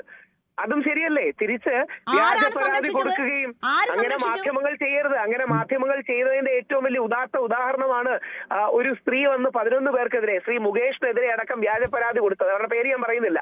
അവരവസാനം ഒരു പോക്സോ കേസിൽ തമിഴ്നാട് പോലീസ് അറസ്റ്റ് ചെയ്തു. ഒന്ന് ആലോചിച്ച് നോക്കുക, 11 കേസുകൾ. ഹേമ കമ്മിറ്റി വന്നപ്പോൾ നിങ്ങളെല്ലാം എന്ത് പറഞ്ഞു? അവസാനം രാഹുൽ ഈശ്വർ പറഞ്ഞ നിലപാടിലേക്കല്ലേ CPM-ഉം സജി ചെറിയാൻ മന്ത്രിയും പോലീസ് സ്റ്റേഷനും കോടതിയൊക്കെ പിരിച്ചുവിടാം. രാഹുൽ ഈശ്വർ ഇതെങ്ങനെ നോട്ടത്തിൽ മനസ്സിലാവുന്നു? ഒരു സ്ത്രീ ലൈംഗിക ആരോപണം ഉന്നയിച്ച അത് മാധ്യമങ്ങൾ വാർത്തയാക്കുന്നതിൽ എന്താണ് തെറ്റുള്ളത്? എന്താണ് തെറ്റുള്ളത്? അവരുടെ പരാതി വ്യാജമാണോ ശരിയാണോ എന്ന് നമുക്കറിയാൻ പറ്റുമോ? പോലീസ് സംവിധാനങ്ങൾ അന്വേഷിച്ചല്ലേ അത് കണ്ടുപിടിക്കേണ്ടത്? എന്തുകൊണ്ടാണെന്ന് പറയാം. കൃത്യമായ തെറ്റുണ്ട്. അതാണ് ഹേമ കമ്മിറ്റിയിൽ ഹൈക്കോടതിയുടെ ഉത്തരവ്. 10 സെപ്റ്റംബർ 2024 ഹൈക്കോടതി ഉത്തരവിന്റെ ഭാഗമായി പറഞ്ഞു, ആർക്കെതിരെയാണ് ആരോപണം ഉന്നയിക്കപ്പെട്ടത് അവരുടെ പേരുകളും കൊടുക്കാൻ പാടില്ല. ഇത് രാഹുൽ ഈശ്വറിന്റെ അഭിപ്രായമല്ല, ഞങ്ങൾ പറഞ്ഞുകൊണ്ടിരുന്ന അഭിപ്രായം ഹൈക്കോടതി പറഞ്ഞതാണ്. അതായത് എനിക്കെതിരെയാണ് ആരോപണം എന്നെങ്കിൽ എന്റെ പേരോ ഐഡന്റിറ്റിയോ റിവീൽ ചെയ്യരുത്. കാരണം അത് എനിക്ക് ഡാമേജ് ഉണ്ടാക്കും. കോടതി ഇവരെ തെറ്റുകാരാണെന്ന് കണ്ടാൽ മാത്രമേ ഇവരുടെ പേര് കൊടുക്കാവൂ എന്ന് 10 സെപ്റ്റംബർ 2024 കമ്മിറ്റിയുടെ വിധിന്യായത്തിന്റെ ഭാഗമായി ബഹുമാനപ്പെട്ട ഹൈക്കോടതിയുടെ 2 ബെഞ്ചിന്റെ ഉത്തരവിൽ ഞങ്ങളുടെ വിജയമാണ്. കാര്യം ഞങ്ങൾ വർഷങ്ങളായി റേസ് ചെയ്യുന്ന ഡിമാൻഡ് കേരളത്തിലെ ഹൈക്കോടതി ആശ്രമമായിട്ട് അത് വളരെ ആശ്വാസകരമായ കാര്യമാണ്. കാരണം അക്യൂസ്ഡിനും റൈറ്റ് ടു പ്രിവസി ഉണ്ട്. കാര്യം ഇല്ലെങ്കിൽ ഇവരുടെ വീട്ടിൽ മക്കളില്ലേ? വെറുതെ ഒരു വ്യാജാരോപണമാണെങ്കിൽ ഇവർ അനുഭവിക്കേണ്ടി വരുന്ന വേദനയും ട്രോമയും എത്രമാത്രമാണ്. അങ്ങനെ എത്രയോ പേർക്കെതിരെ വ്യാജാരോപണങ്ങൾ വന്നു, അവരുടെ ജീവിതം എത്രമാത്രം തകർന്നു. അപ്പൊ ആ കാര്യം കൂടെ നമ്മൾ നോക്കണ്ടേ? അപ്പൊ അവിടെയാണ് ഞങ്ങൾ പറയുന്നത്, ഫെമിനിസ്റ്റുകളോട് ബഹുമാനമാണ്, എതിരഭിപ്രായമാണെങ്കിലും നമുക്കൊരു ബാലൻസ് കണ്ടുപിടിച്ചൂടെ? ഒരു മധ്യപാത കണ്ടുപിടിച്ചൂടെ? ഒരു കൺസെൻസസ് കണ്ടുപിടിച്ചൂടെ? ആ കൺസെൻസസിന്റെ ഭാഗമായി പുരുഷന്മാരെയും നെയിം ആൻഡ് ഷെയിം ചെയ്യാൻ വേണ്ടി മാത്രമാകരുത് ഇത്തരം കേസുകൾ. കോടതി തെറ്റുകാരാണെന്ന് കണ്ടു കഴിഞ്ഞാൽ അവരെ നിങ്ങൾ പൊങ്കാല ഇട്ടോളൂ. അതുവരെ അവരുടെ റൈറ്റ് ടു പ്രിവസി പ്രൊട്ടക്ട് ചെയ്യണം. ഇത് ഞങ്ങളുടെ രാഹുലിനും അത് ബാധകമല്ലേ? കോടതി തെറ്റേത് ശരിയേത് എന്ന് കണ്ടുപിടിക്കുന്നത് വരെ ഈ പീഡകന്മാർക്ക് കുഴലൂത്തു നടത്താതെ രാഹുലിന് വിളിക്കാം. അവർക്ക് വേണ്ടി വാദിക്കാതെ രാഹുലിനും ഒരു മധ്യഭാഗം, രാഹുൽ എല്ലാ വിഷയത്തിലും എടുക്കുന്ന ഒരു ലെവലാണല്ലോ അത്. ആ ഭാഗത്ത് തുടർന്ന് മിണ്ടാതിരിക്കാമല്ലോ രാഹുലിന്, അവർക്ക് വേണ്ടി വാദിക്കാതിരിക്കാമല്ലോ. ഞാൻ രാഹുലിനെ തിരിച്ചെത്താം. എങ്ങനെ പീഡകരായി കോടതി പറയുന്നതിന് മുമ്പ് we are innocent until proved guilty? പീഡകർ എവിടെ നിന്നായി? ഇപ്പോ ഈ പെൺകുട്ടിയുടെ കാര്യത്തിൽ രാഹുൽ നീ ഒരു സംശയമില്ലേ? ഇപ്പൊ പെൺകുട്ടി കുറ്റക്കാരിയാണെന്ന് കോടതി പറഞ്ഞോ? രാഹുൽ പെൺകുട്ടി കുറ്റക്കാരിയാണെന്ന് രാഹുൽ കോടതി പറഞ്ഞിട്ടുണ്ടോ? ഇല്ല, കോടതി പറയണം. അതിനു മുമ്പ് രാഹുൽ എന്തിനാണ് വിധി എഴുതുന്നത്? അതിനു മുമ്പ് രാഹുൽ ഈ കേസിൽ വിധി എഴുതിയില്ലേ? രാഹുൽ അതിനു മുമ്പ് വിധി എഴുതിയില്ലേ ഈ കേസിൽ? രാഹുലിന് ഈ ഒരു പുരുഷന്റെ ആത്മഹത്യയിലേക്ക് നയിച്ച സംഭവത്തിൽ കോടതിയുടെ വിധി വേണ്ട, അന്തിമ തീരുമാനമെടുക്കാൻ, നിലപാടെടുക്കാൻ. പെൺകുട്ടികൾ റേപ്പ് ചെയ്യപ്പെടുന്ന, പെൺകുട്ടികൾ ഗർഭചിത്രത്തിന് നിർബന്ധിച്ച് വിധേയമാകേണ്ടി വരുന്ന കേസിൽ, നടു റോഡിൽ ബലാത്സംഗത്തിന് ഇരയാകുന്ന കേസിൽ രാഹുലിന് കോടതിയുടെ അന്തിമ തീർപ്പ് വരണം. മതി, അങ്ങനെ അതിനുശേഷം തീർപ്പെടുത്താൽ മതി. ഞാൻ രാഹുലിനെ തിരിച്ചെത്താം. രാഹുലിന്റെ സ്വാതന്ത്ര്യമാണത്. ഞാൻ താങ്കളിലേക്ക് തിരിച്ചെത്താം. ഫാത്തിമ തെഹ്ലിയ, നോക്കൂ, ഈ സംഭവം ഒരു ദൗർഭാഗ്യകരമായ സംഭവമാണ്, അത് ഉണ്ടാകാൻ പാടില്ലാത്ത സംഭവമാണ്. പക്ഷേ അതിനെ ഏതൊക്കെ നിലയിലേക്ക് കൊണ്ടുപോകാനുള്ള ശ്രമം നടക്കുന്നു? ഇതുവരെ സവാദിന് വേണ്ടി, രാഹുൽ മാങ്കൂട്ടത്തിന് വേണ്ടി, ദിലീപിന് വേണ്ടി മാത്രം സംസാരിക്കാൻ വിധിക്കപ്പെട്ടിരുന്നവർ ദാ ഇപ്പോൾ ഞങ്ങളുടെ ദീപക്കിന് വേണ്ടി ഞങ്ങൾക്ക് സംസാരിക്കാൻ കഴിയുന്നു എന്ന ആത്മവിശ്വാസത്തിൽ മെൻസ് കമ്മീഷൻ എന്ന ആവശ്യമുണ്ടാക്കുകയാണ്. ഇവിടെ പീഡകരായിരിക്കുന്നവർക്ക് വേണ്ടി വാദിച്ചുകൊണ്ടിരിക്കുന്നവരെല്ലാം ഒരു പ്ലാറ്റ്ഫോമിലേക്ക് വരാൻ പോകുന്നു. ആ നിലയ്ക്കൊക്കെ ഈ കേസിനെ പരുവപ്പെടുത്തി മാറ്റിയെടുക്കുന്നതിനെ എന്താണ്, എത്ര ആശങ്കയോടുകൂടി നമ്മൾ കാണണം?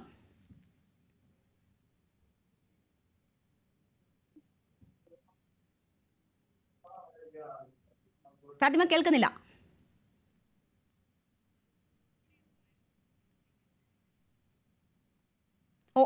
ഓഡിയോയ്ക്ക് പ്രശ്നമുണ്ട് എന്നാണ് കരുതുന്നത്.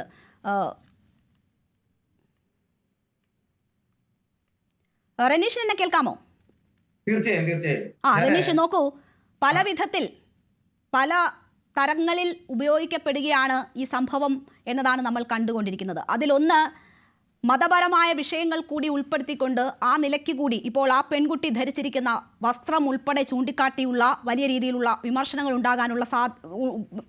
വന്നുകൊണ്ടിരിക്കുകയാണ്. അത് ഏതൊക്കെ തരത്തിൽ വേണമെങ്കിലും ഉപയോഗിക്കപ്പെടാൻ പറ്റുന്ന ഒരു സാഹചര്യമായി അത് മാറിക്കൊണ്ടിരിക്കുകയാണ്. പല കോണുകളിൽ നിന്നും ഇപ്പോൾ മെൻസ് കമ്മീഷന്റെ നീക്കം ഞാൻ നേരത്തെ ചൂണ്ടിക്കാണിച്ചു. അങ്ങനെ പല വിധത്തിൽ ഈ വിഷയത്തെ ഉപയോഗപ്പെടുത്താനുള്ള ശ്രമം നടക്കുകയാണ്. നമുക്കറിയാം, ക്രൈം കേസുകൾ അതെന്താണോ ആ നിലയിൽ വേണം നമ്മൾ കൈകാര്യം ചെയ്യാൻ. മറ്റ് താല്പര്യങ്ങൾക്ക് വിധേയമായി അതിനെ വഴിതിരിച്ചു വിട്ടാൽ നമ്മുടെ നാടിനാണ് ആ പ്രശ്നം ഉണ്ടാകാൻ പോകുന്നത്. അത് എല്ലാവരെയും ബാധിക്കുന്ന പ്രശ്നമായി മാറാൻ പോവുകയാണ്. അപ്പോൾ ഒരു രാഷ്ട്രീയ പാർട്ടി എന്ന നിലയിൽ ആ ജാഗ്രതയോടുകൂടി ആ വിഷയത്തിൽ ഇടപെടുകയല്ലേ നിങ്ങളെപ്പോലെയുള്ളവർ ചെയ്യേണ്ടത്? ഈ സംഭവം നടന്ന് ഇന്ന് ആ പെൺകുട്ടിയുടെ അറസ്റ്റ് ഉണ്ടായിരിക്കുന്ന സാഹചര്യമാണ്. അപ്പോൾ ശരിയായ വിധത്തിൽ ഇതിൽ നിയമ നടപടികൾ മുന്നോട്ട് പോകുന്നുണ്ട്. ദയവ് ചെയ്ത് ദീപക്കിന് നീതി കിട്ടണമെന്ന് ഞങ്ങൾ ആവശ്യപ്പെടുമ്പോൾ അതിനെ മതപരമായോ രാഷ്ട്രീയപരമായോ സ്ത്രീ വിരുദ്ധമായോ ചിത്രീകരിക്കുന്നത് ദയവ് ചെയ്ത് ഉണ്ടാവരുതെന്ന് ഞങ്ങൾ അഭ്യർത്ഥിക്കുകയാണ്. തുടക്കം മുതലേ ഞങ്ങൾ പറഞ്ഞിട്ടുള്ള കാര്യം, സ്ത്രീക്ക് വേറൊരു നീതി, പുരുഷന് വേറൊരു നീതി എന്ന് 2 നീതി ഉണ്ടാവാൻ പാടില്ല. ദീപക്കിനെ സംബന്ധിച്ചിടത്തോളം ദീപക്കിന്റെ കുടുംബത്തിനും ദീപക്കിന്റെ മരണത്തിനും നീതി ലഭിക്കണമെന്ന ആവശ്യമാണ് ഞങ്ങൾ മുന്നോട്ട് വെച്ചിട്ടുള്ളത്. അവരുടെ വസ്ത്രധാരണോ, അവർ ഏത് മതത്തിൽപ്പെട്ടവരാണോ, അവർ ഏത് ജാതിയിൽപ്പെട്ടവരാണോ, ഏത് വർഗത്തിൽപ്പെട്ടവരാണോ, അവർ ഏത് പ്രത്യയശാസ്ത്രത്തിൽ വിശ്വസിക്കുന്നോ എന്നൊന്നും ഇവിടെ ചർച്ചയല്ല. ഇവിടുത്തെ വിഷയം എന്താണ്? ഈ സ്ത്രീ ചെയ്ത തെറ്റിന് അവർക്ക് നിയമപരമായിട്ട് ശിക്ഷ ലഭിക്കണമെന്നുള്ള ആവശ്യം മാത്രമാണ് ഞങ്ങൾ മുന്നോട്ട് വെച്ചിട്ടുള്ളത്. അതിന് പോലീസിന്റെ ഭാഗത്തു നിന്ന് കൃത്യമായ ഇടപെടൽ ഉണ്ടാവണം.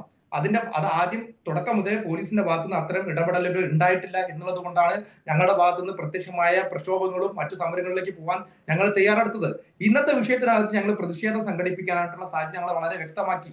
ഒരു സ്വകാര്യ വാഹനത്തിൽ എല്ലാ സൗകര്യങ്ങളും ഒരുക്കിക്കൊണ്ട് ഇവർക്ക് കോടതിയിൽ ഇവരെ ആരെയും കാണിക്കാതെ പത്രമാധ്യമങ്ങളെ പോലും അറിയിക്കാതെ ഇവർക്ക് സ്വകാര്യ വാഹനത്തിൽ യാത്ര ചെയ്യാനുള്ള സൗകര്യം ഈ സാഹചര്യം ആണ് ദുരൂഹമാണ് എന്ന് ഞങ്ങൾ ആരോപിക്കാൻ കാരണം അതിനകത്ത് ഞങ്ങൾ പറഞ്ഞു IT ആക്ട് പ്രകാരം ഇവരെ IT ആക്ടിൽ ഉൾപ്പെടുത്തണം എന്ന് ഞങ്ങൾ പറഞ്ഞു. അത് ഉൾപ്പെടുത്തിയിട്ടുണ്ടോ ഇതൊന്നും പോലീസ് ഇതുവരെ വ്യക്തമാക്കിയിട്ടില്ല.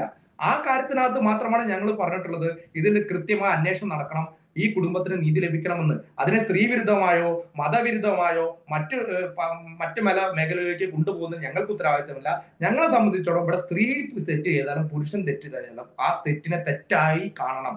അത് സ്ത്രീ തെറ്റ് ചെയ്താൽ കുറെ ആളുകൾ അയ്യോ സ്ത്രീയാണ് തെറ്റ് ചെയ്തത് അതുകൊണ്ട് അത് തെറ്റല്ല, അവരെ സാമൂഹ്യ വിചാരണ ചെയ്യാൻ പാടില്ല. നേരത്തെ എന്തോ പറയുന്നത് കേട്ടു, ഇവരെ സമൂഹം വിധിക്കുന്നതെന്ന്. ആരാണ് ഇതൊക്കെ പറയുന്നത്?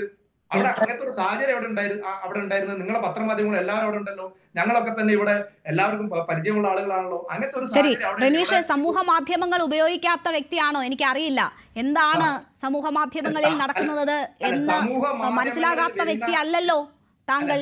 അതിന്റെ ഓരോ വീഡിയോയുടെയും താഴെ വരുന്ന കമന്റുകൾ എന്താണ് ഒരു ഇൻഫ്ലുവൻസർ കഴിഞ്ഞ ദിവസം ആഹ്വാനം ചെയ്തത്? ഇതൊന്നും താങ്കൾ കേൾക്കാത്തതല്ലോ. അപ്പോൾ അങ്ങനെ ഒരു പ്രതിയെ കൊണ്ടുപോകുമ്പോൾ വേണ്ടുന്ന ജാഗ്രത പോലീസ് കാണിച്ചു എന്നതാണ് ഞാൻ ആ വിഷയത്തിൽ കരുതുന്നത്. ഫാത്തിമ തഹ്ലിയ, താങ്കൾക്ക് ഇപ്പോൾ കേൾക്കാമെന്ന് കരുതുന്നു. ഞാൻ നേരത്തെ ചോദിച്ച ഒരു ചോദ്യമുണ്ട്. പുരുഷന്റെ അവകാശ സംരക്ഷണത്തിനുള്ള ഒരു സംഭവമായി, ഒരു ഇൻസിഡന്റായി ഇതിനെ മാറ്റിയെടുത്തുകൊണ്ടുള്ള വലിയ നീക്കങ്ങളാണ് ഒരു ഭാഗത്ത് നടന്നുകൊണ്ടിരിക്കുന്നത്. അത് എത്രമാത്രം ആപത്കരമാണ്? പുരുഷന്റെ അവകാശത്തിന് വേണ്ടി താങ്കളിലേക്കല്ല. ഓക്കെ, ഫാത്തിമയോടാണ് കാര്യം എനിക്ക് ഈ വിഷയവുമായി ബന്ധപ്പെട്ടിട്ട് പറയാനുള്ളത്. ഒരു മിനിറ്റ്. ഓക്കെ, ഇതിൽ ഒരു കാര്യമുണ്ട്. Basic of the criminal law എന്ന് പറയുന്നത് ഒരു വ്യക്തി അവർ until she or he is proved guilty അവർ ഇന്നസെന്റ് ആണെന്നാ. അതായത് കോടതി പോലും ഒരു ട്രയലിന്റെ മുമ്പേ അല്ലെങ്കിൽ ഒരു കേസ് എടുക്കുമ്പം ആ വ്യക്തി ഇന്നസെന്റ് ആണ് അത് പ്രൂവ് ചെയ്യുന്നത് വരെ അവർ ഗിൽറ്റി അല്ല എന്ന് കണ്ടിട്ടാണ് എല്ലാ രൂപത്തിലും ഈ കേസുമായി ബന്ധപ്പെട്ടുകൊണ്ട് ഇടപെടുന്നത്.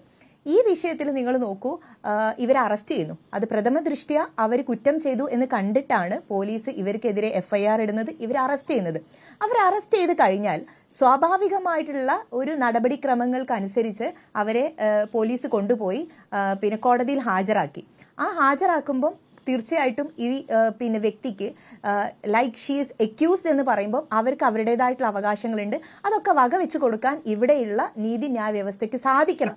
അതാണ് നിയമം പറയുന്നത്. അപ്പൊ അതിനനുസരിച്ച് കാര്യങ്ങൾ നടന്നു എന്ന് പറയുമ്പോൾ അത് അബ്സല്യൂട്ട്ലി ട്രൂ ആണ് എന്ന് വേണം നമ്മൾ കണക്കാക്കാൻ. ഞാൻ ഇതിൽ ന്യായീകരിക്കുകയല്ല, എന്നെ തെറ്റിദ്ധരിക്കരുത്, ഞാൻ ന്യായീകരിക്കുകയല്ല. അല്ല, ഞാൻ പറഞ്ഞല്ലോ, എന്നെ ന്യായീകരിക്കരുത്. ഇതുമായി ബന്ധപ്പെട്ടിട്ട് അല്ലല്ല, സ്വകാര്യ വാഹനത്തിൽ കൊണ്ടുപോകാം, അല്ലെങ്കിൽ യാതൊരു തെറ്റും. അതായത് ഇത് ഞാൻ മനസ്സിലാക്കുന്നു, അത് അന്വേഷണ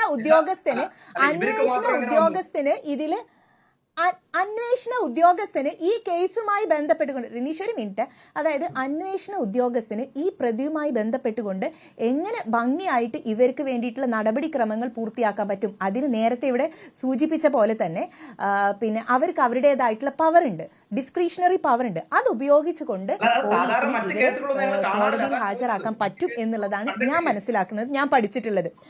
അല്ല, അതെ റിനീഷ് പറഞ്ഞ 100% ശരിയാണ്. ഇവിടെ വേണ്ടത്, ഞാൻ മനസ്സിലാക്കുന്നത് ഇവിടെ വേണ്ടത് മറ്റൊരു സമീപനമല്ല. ഏറ്റവും നല്ല പോലീസിങ് നടക്കണം, ഏറ്റവും നല്ല രൂപത്തിലുള്ള ജുഡീഷ്യൽ പ്രോസസ് ഇവിടെ നടക്കണം. അത് ഉറപ്പാക്കാൻ വേണ്ടിയിട്ടുള്ള ശ്രമങ്ങൾ നടത്തുക എന്നുള്ളതാ. അല്ലാതെ അതിനപ്പുറത്തേക്ക് വേണ്ടിയിട്ടുള്ള ഒരുപാട് പ്രകടനപരമായിട്ടുള്ള കാര്യങ്ങൾ നമ്മൾ കാണുന്നു. ഇപ്പൊ ഈ വിഷയത്തിൽ തന്നെ നിങ്ങൾ നോക്കൂ, ഈ പെൺകുട്ടി ഒരു കുറ്റം ചെയ്തു എന്നുള്ളത് നമ്മൾ സോഷ്യൽ മീഡിയയിലൂടെ അറിയുകയാണ്. ഇവിടെ ദീപക് മരണപ്പെട്ടത് കൊണ്ടാണ്, ഒരു കാര്യം ഇതിൽ നമ്മൾ പ്രത്യേകം ശ്രദ്ധിക്കണം, ദീപക് മരണപ്പെട്ടത് കൊണ്ടാണ് ഇങ്ങനെ ഒരു വിഷയത്തിൽ നമ്മൾ സംസാരിക്കുന്നത്, ഇങ്ങനെ ഒരു അറസ്റ്റ് നടപടികളിലേക്ക് ഈ പെൺകുട്ടി എത്തുന്നത്. അല്ലാത്ത പക്ഷം ഇതിന്റെ ഒരു രൂപം ഏത് തരത്തിലായിരുന്നു എന്നുള്ളത് കൂടി നമുക്ക് ഇമാജിൻ ചെയ്യാൻ പറ്റണം. അപ്പൊ അങ്ങനെ ദീപക് മരണപ്പെട്ടു. ഇനി ആ മരണത്തിൽ കൃത്യമായിട്ട് ഈ പെൺകുട്ടിക്ക് പങ്കുണ്ടോ എന്ന് അന്വേഷിക്കേണ്ടത് പോലീസാണ്. അത് ശരിയാണോ എന്ന് പരിശോധിക്കേണ്ടത് ജുഡീഷ്യറിയാണ്. അത് അവർക്ക് വിട്ടുകൊടുക്കണം. അല്ലാതെ അതിനൊരു മോബോക്രസി ആയിട്ട് തങ്ങൾക്ക് കിട്ടുന്നത് എല്ലാ തരത്തിലും ഇവിടെ പിന്നെ ഒരു നയമുണ്ട് BJP ഉപയോഗിക്കുന്ന ഒരു മോബോക്രസി. റൂൾ ഓഫ് ലോയെ അട്ടിമറിക്കാൻ ഈ രാജ്യത്ത് ആർക്കും അവകാശമില്ല. റൂൾ ഓഫ് ലോയെ അട്ടിമറിക്കാൻ ഈ രാജ്യത്ത് ഒരാൾക്കും അവകാശമില്ല. അനുവദിച്ചു കൊടുക്കരുത്. അതുകൊണ്ട് പ്രതിയുമായി ബന്ധപ്പെട്ടുകൊണ്ട് സോഷ്യൽ മീഡിയ ഇൻഫ്ലുവൻസർ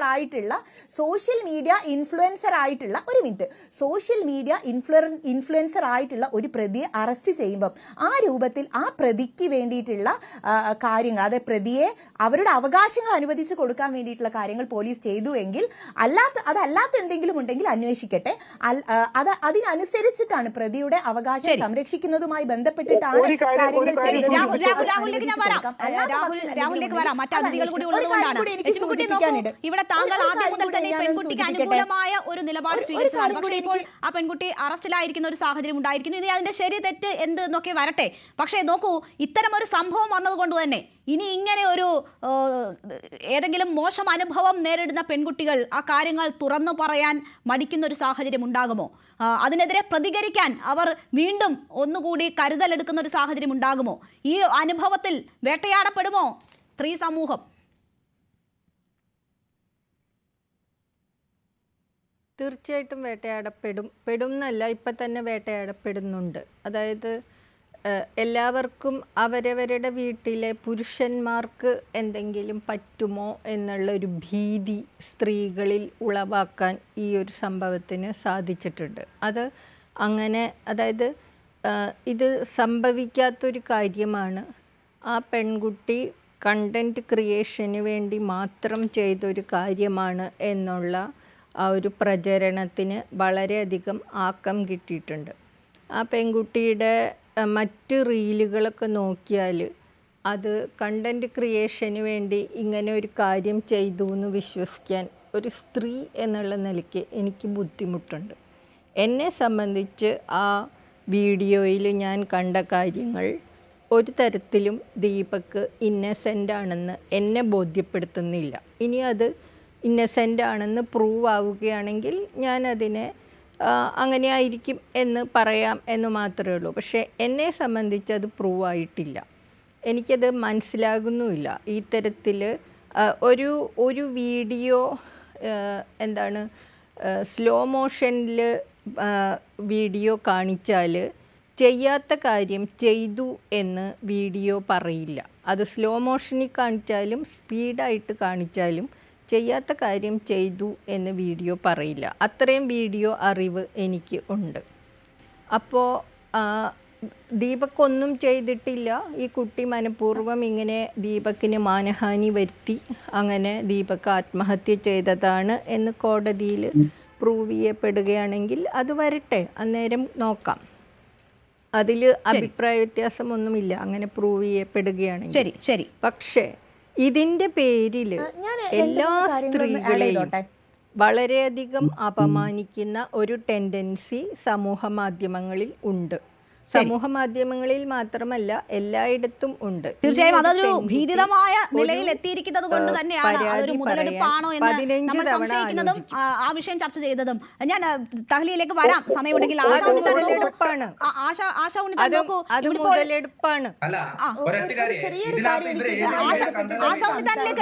ഇല്ല, ഞാൻ അന്ന് ആശാ ഉണ്ണിത്താനിലേക്ക് ഒരു കാര്യം ചോദിച്ചോട്ടെ.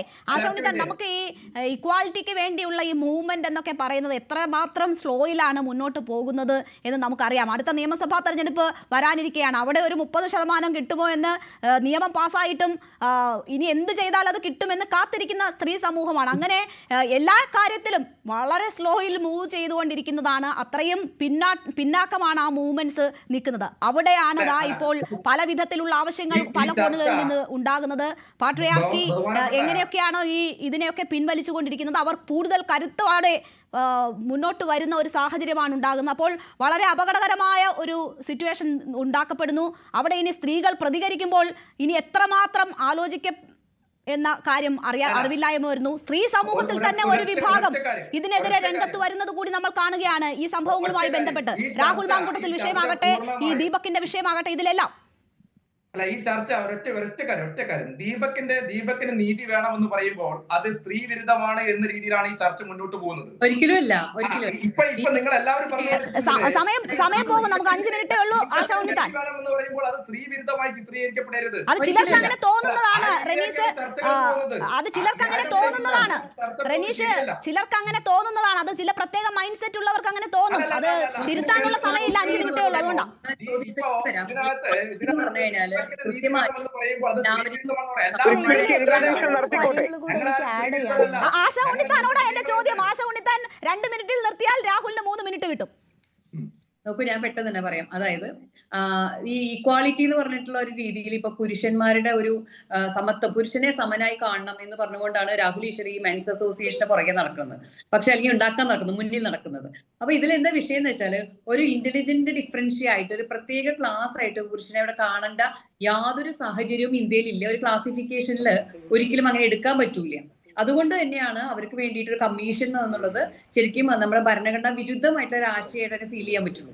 ഈക്വാളിറ്റി എന്ന് ഭരണഘടന പറയുന്ന അന്തസത്തയില് ഈക്വൽ ആയിട്ടുള്ള ഒരു ഓപ്പർച്യൂണിറ്റി അല്ലെങ്കിൽ ഈക്വൽ സ്റ്റാറ്റസ് എന്ന സംഗതികളിലേക്ക് സ്ത്രീകളെ അല്ലെങ്കിൽ മറ്റു പല രീതിയിൽ ബാക്കിൽ നിൽക്കുന്ന ആൾക്കാരെ, കുഞ്ഞുങ്ങളെ, അതല്ലെങ്കിൽ മറ്റു പിന്നോക്കം നിൽക്കുന്ന സാമൂഹ്യ വിഭാഗങ്ങൾക്ക് വേണ്ടി കാര്യങ്ങൾ വെക്കുന്നത് പോലെയല്ല മെയിൻ സ്ട്രീമിൽ നിൽക്കുന്ന പുരുഷന്റെ അവസ്ഥ. പുരുഷന്റെ നേരെ നടക്കുന്ന പീഡനം എന്ന് പറയുന്നത് മനുഷ്യന്റെ നേരെ നടക്കുന്ന പീഡനമാണ്. അത് അതിൽ സ്ത്രീ പുരുഷ ജെൻഡർ വ്യത്യാസമില്ലാതെ എല്ലാ ജെൻഡറും ഉൾപ്പെടുന്ന ആളുകൾക്ക് കിട്ടുന്ന ഒരേ വിഷയം മാത്രമേ ഉള്ളൂ. അതിൽ അപൂർവമായി മാത്രമാണ് ചില കേസുകൾ, നെഗറ്റീവ് കേസുകൾ വരുന്നത്, അല്ലെങ്കിൽ തെറ്റായ കേസുകൾ വരുന്നത്. അത് സ്ത്രീകളുടെ നേരെയും തെറ്റായ കേസുകൾ വരുന്നുണ്ട്. അതിന്റെ അനുവാദം നോക്കുമ്പോൾ ഒരുപോലെ തന്നെയാണ്. കൃത്യമായ ഒരു ഈക്വാളിറ്റിയുടെ ഡെഫിനിഷനിലേക്ക് വന്ന് എന്തുകൊണ്ട് നിങ്ങൾ ഒരു പുരുഷ അവകാശം എന്ന് നിങ്ങൾ ആവശ്യപ്പെടുന്ന പുരുഷാവകാശ കമ്മീഷൻ, പുരുഷാവകാശ ദിനം, സ്ത്രീകൾക്ക് പോലും സ്ത്രീ ദിനം എന്നേ ഉള്ളൂ, വിമൻസ് ഡേ എന്ന് മാത്രമേ ഉള്ളൂ. അപ്പോൾ ഈ സെലിബ്രേറ്റിംഗ് ദിനങ്ങളുടെ അപ്പുറത്തേക്ക് നിങ്ങൾക്ക് ഇപ്പോൾ പുരുഷന്റെയും ദിനമുണ്ടല്ലോ, അപ്പുറത്തേക്ക് വെക്കുമ്പോൾ അതൊരു ക്ലാസിഫിക്കേഷന്റെ ഭാഗമായി കണക്കാക്കുമ്പോൾ അത് ലീഗലി ജസ്റ്റിഫയബിളോ അല്ലെങ്കിൽ ക്ലാസിഫിക്കേഷനോ ആയിട്ട് അത് ഫീൽ ചെയ്യുന്നില്ല. തന്നെയാണ് ഈ ഒരു ഇക്വാളിറ്റി എന്ന വാക്ക് നിങ്ങൾ ഉപയോഗിക്കുമ്പോൾ അത് ശരിയല്ലാന്നും അത് സമവാക്യമായിട്ട് ഒരിക്കലും ഉപയോഗിക്കാൻ സാധിക്കില്ല. ഇക്വാളിറ്റി എന്ന് പറഞ്ഞാൽ ഈക്വൽ പറഞ്ഞോളൂ. അതായത് 2 കാര്യങ്ങൾ. ഒന്ന്, യൂത്ത് കമ്മീഷൻ ഉണ്ട്, അതുപോലെ തന്നെ പുരുഷ കമ്മീഷനും പോസിബിൾ ആണ്.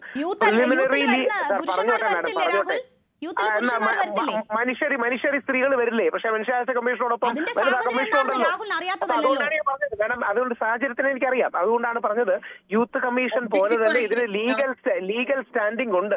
അതുകൊണ്ടാണല്ലോ രാജ്യസഭയിൽ ഓൾറെഡി അവതരിപ്പിച്ചത് ആപ്പ് എന്ന് പറയുന്ന ഒരുപക്ഷെ BJP-യോ കോൺഗ്രസോ CPM-ഓ അല്ല.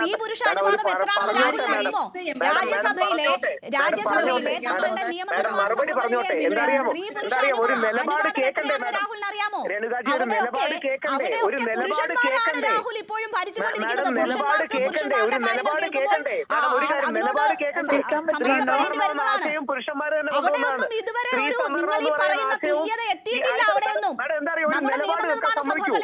അഥവാ എന്നെ കൊണ്ട് ബഹളം വെപ്പിക്കാനാണെങ്കിൽ എനിക്ക് ബഹളം വെക്കാം. ഒന്നെങ്കിൽ നമുക്ക് 2 പേർക്ക് നിലപാട് പറഞ്ഞു പോവാം, അല്ലെങ്കിൽ ബഹളം വെച്ച് പോവാം. അപ്പൊ അതുകൊണ്ട് എനിക്ക് 30 സെക്കൻഡ് തരൂ. ഒന്ന്, സ്ത്രീ സംവരണം എന്ന ആശയവും പുരുഷന്മാർ തന്നെ കൊണ്ടുവന്നതാണ്. നമ്മുടെ രാഷ്ട്രപിതാവ് മഹാത്മാഗാന്ധി ഒരു പുരുഷനാണ്. അതുകൊണ്ട് ഞങ്ങൾ പറയുന്ന ഏക കാര്യം, ഇവിടെ ഫാത്തിമ തേലിയ പറഞ്ഞ നിലപാടുകളോട് പൂർണ്ണമായി യോജിപ്പാണ്. അത്തരം ബാലൻസും ചെക്കും നമുക്ക് വേണമെന്നുള്ള കാര്യത്തിൽ ആർക്കും തർക്കമില്ല. അതുകൊണ്ട് പോസിറ്റീവാണ്. ഞങ്ങൾ അടുത്ത തവണ ജനുവരി 17 പുരുഷാവകാശ ദിനം ആചരിക്കുമ്പോൾ വരാൻ താല്പര്യമുള്ള അല്ലെങ്കിൽ മനസ്സുള്ള നല്ല ഫെമിനിസ്റ്റുകളെയും വിളിക്കും. അവരുടെ വിമർശനവും അവരുടെ ഫീഡ്ബാക്കും എടുത്തു തന്നെ മുമ്പോട്ട് പോകും. അവരോട് ആശയപരമായ കാര്യങ്ങൾ വിയോജിപ്പ് കാണാം, പക്ഷേ യോജിക്കാൻ കഴിയുന്ന മേഖലകളിൽ യോജിച്ചു പോകുന്ന ഒരു മധ്യമാർഗം അല്ലെങ്കിൽ മിഡിൽ പാത്ത് എടുത്തുകൊണ്ടാണ് പോകുന്നത്.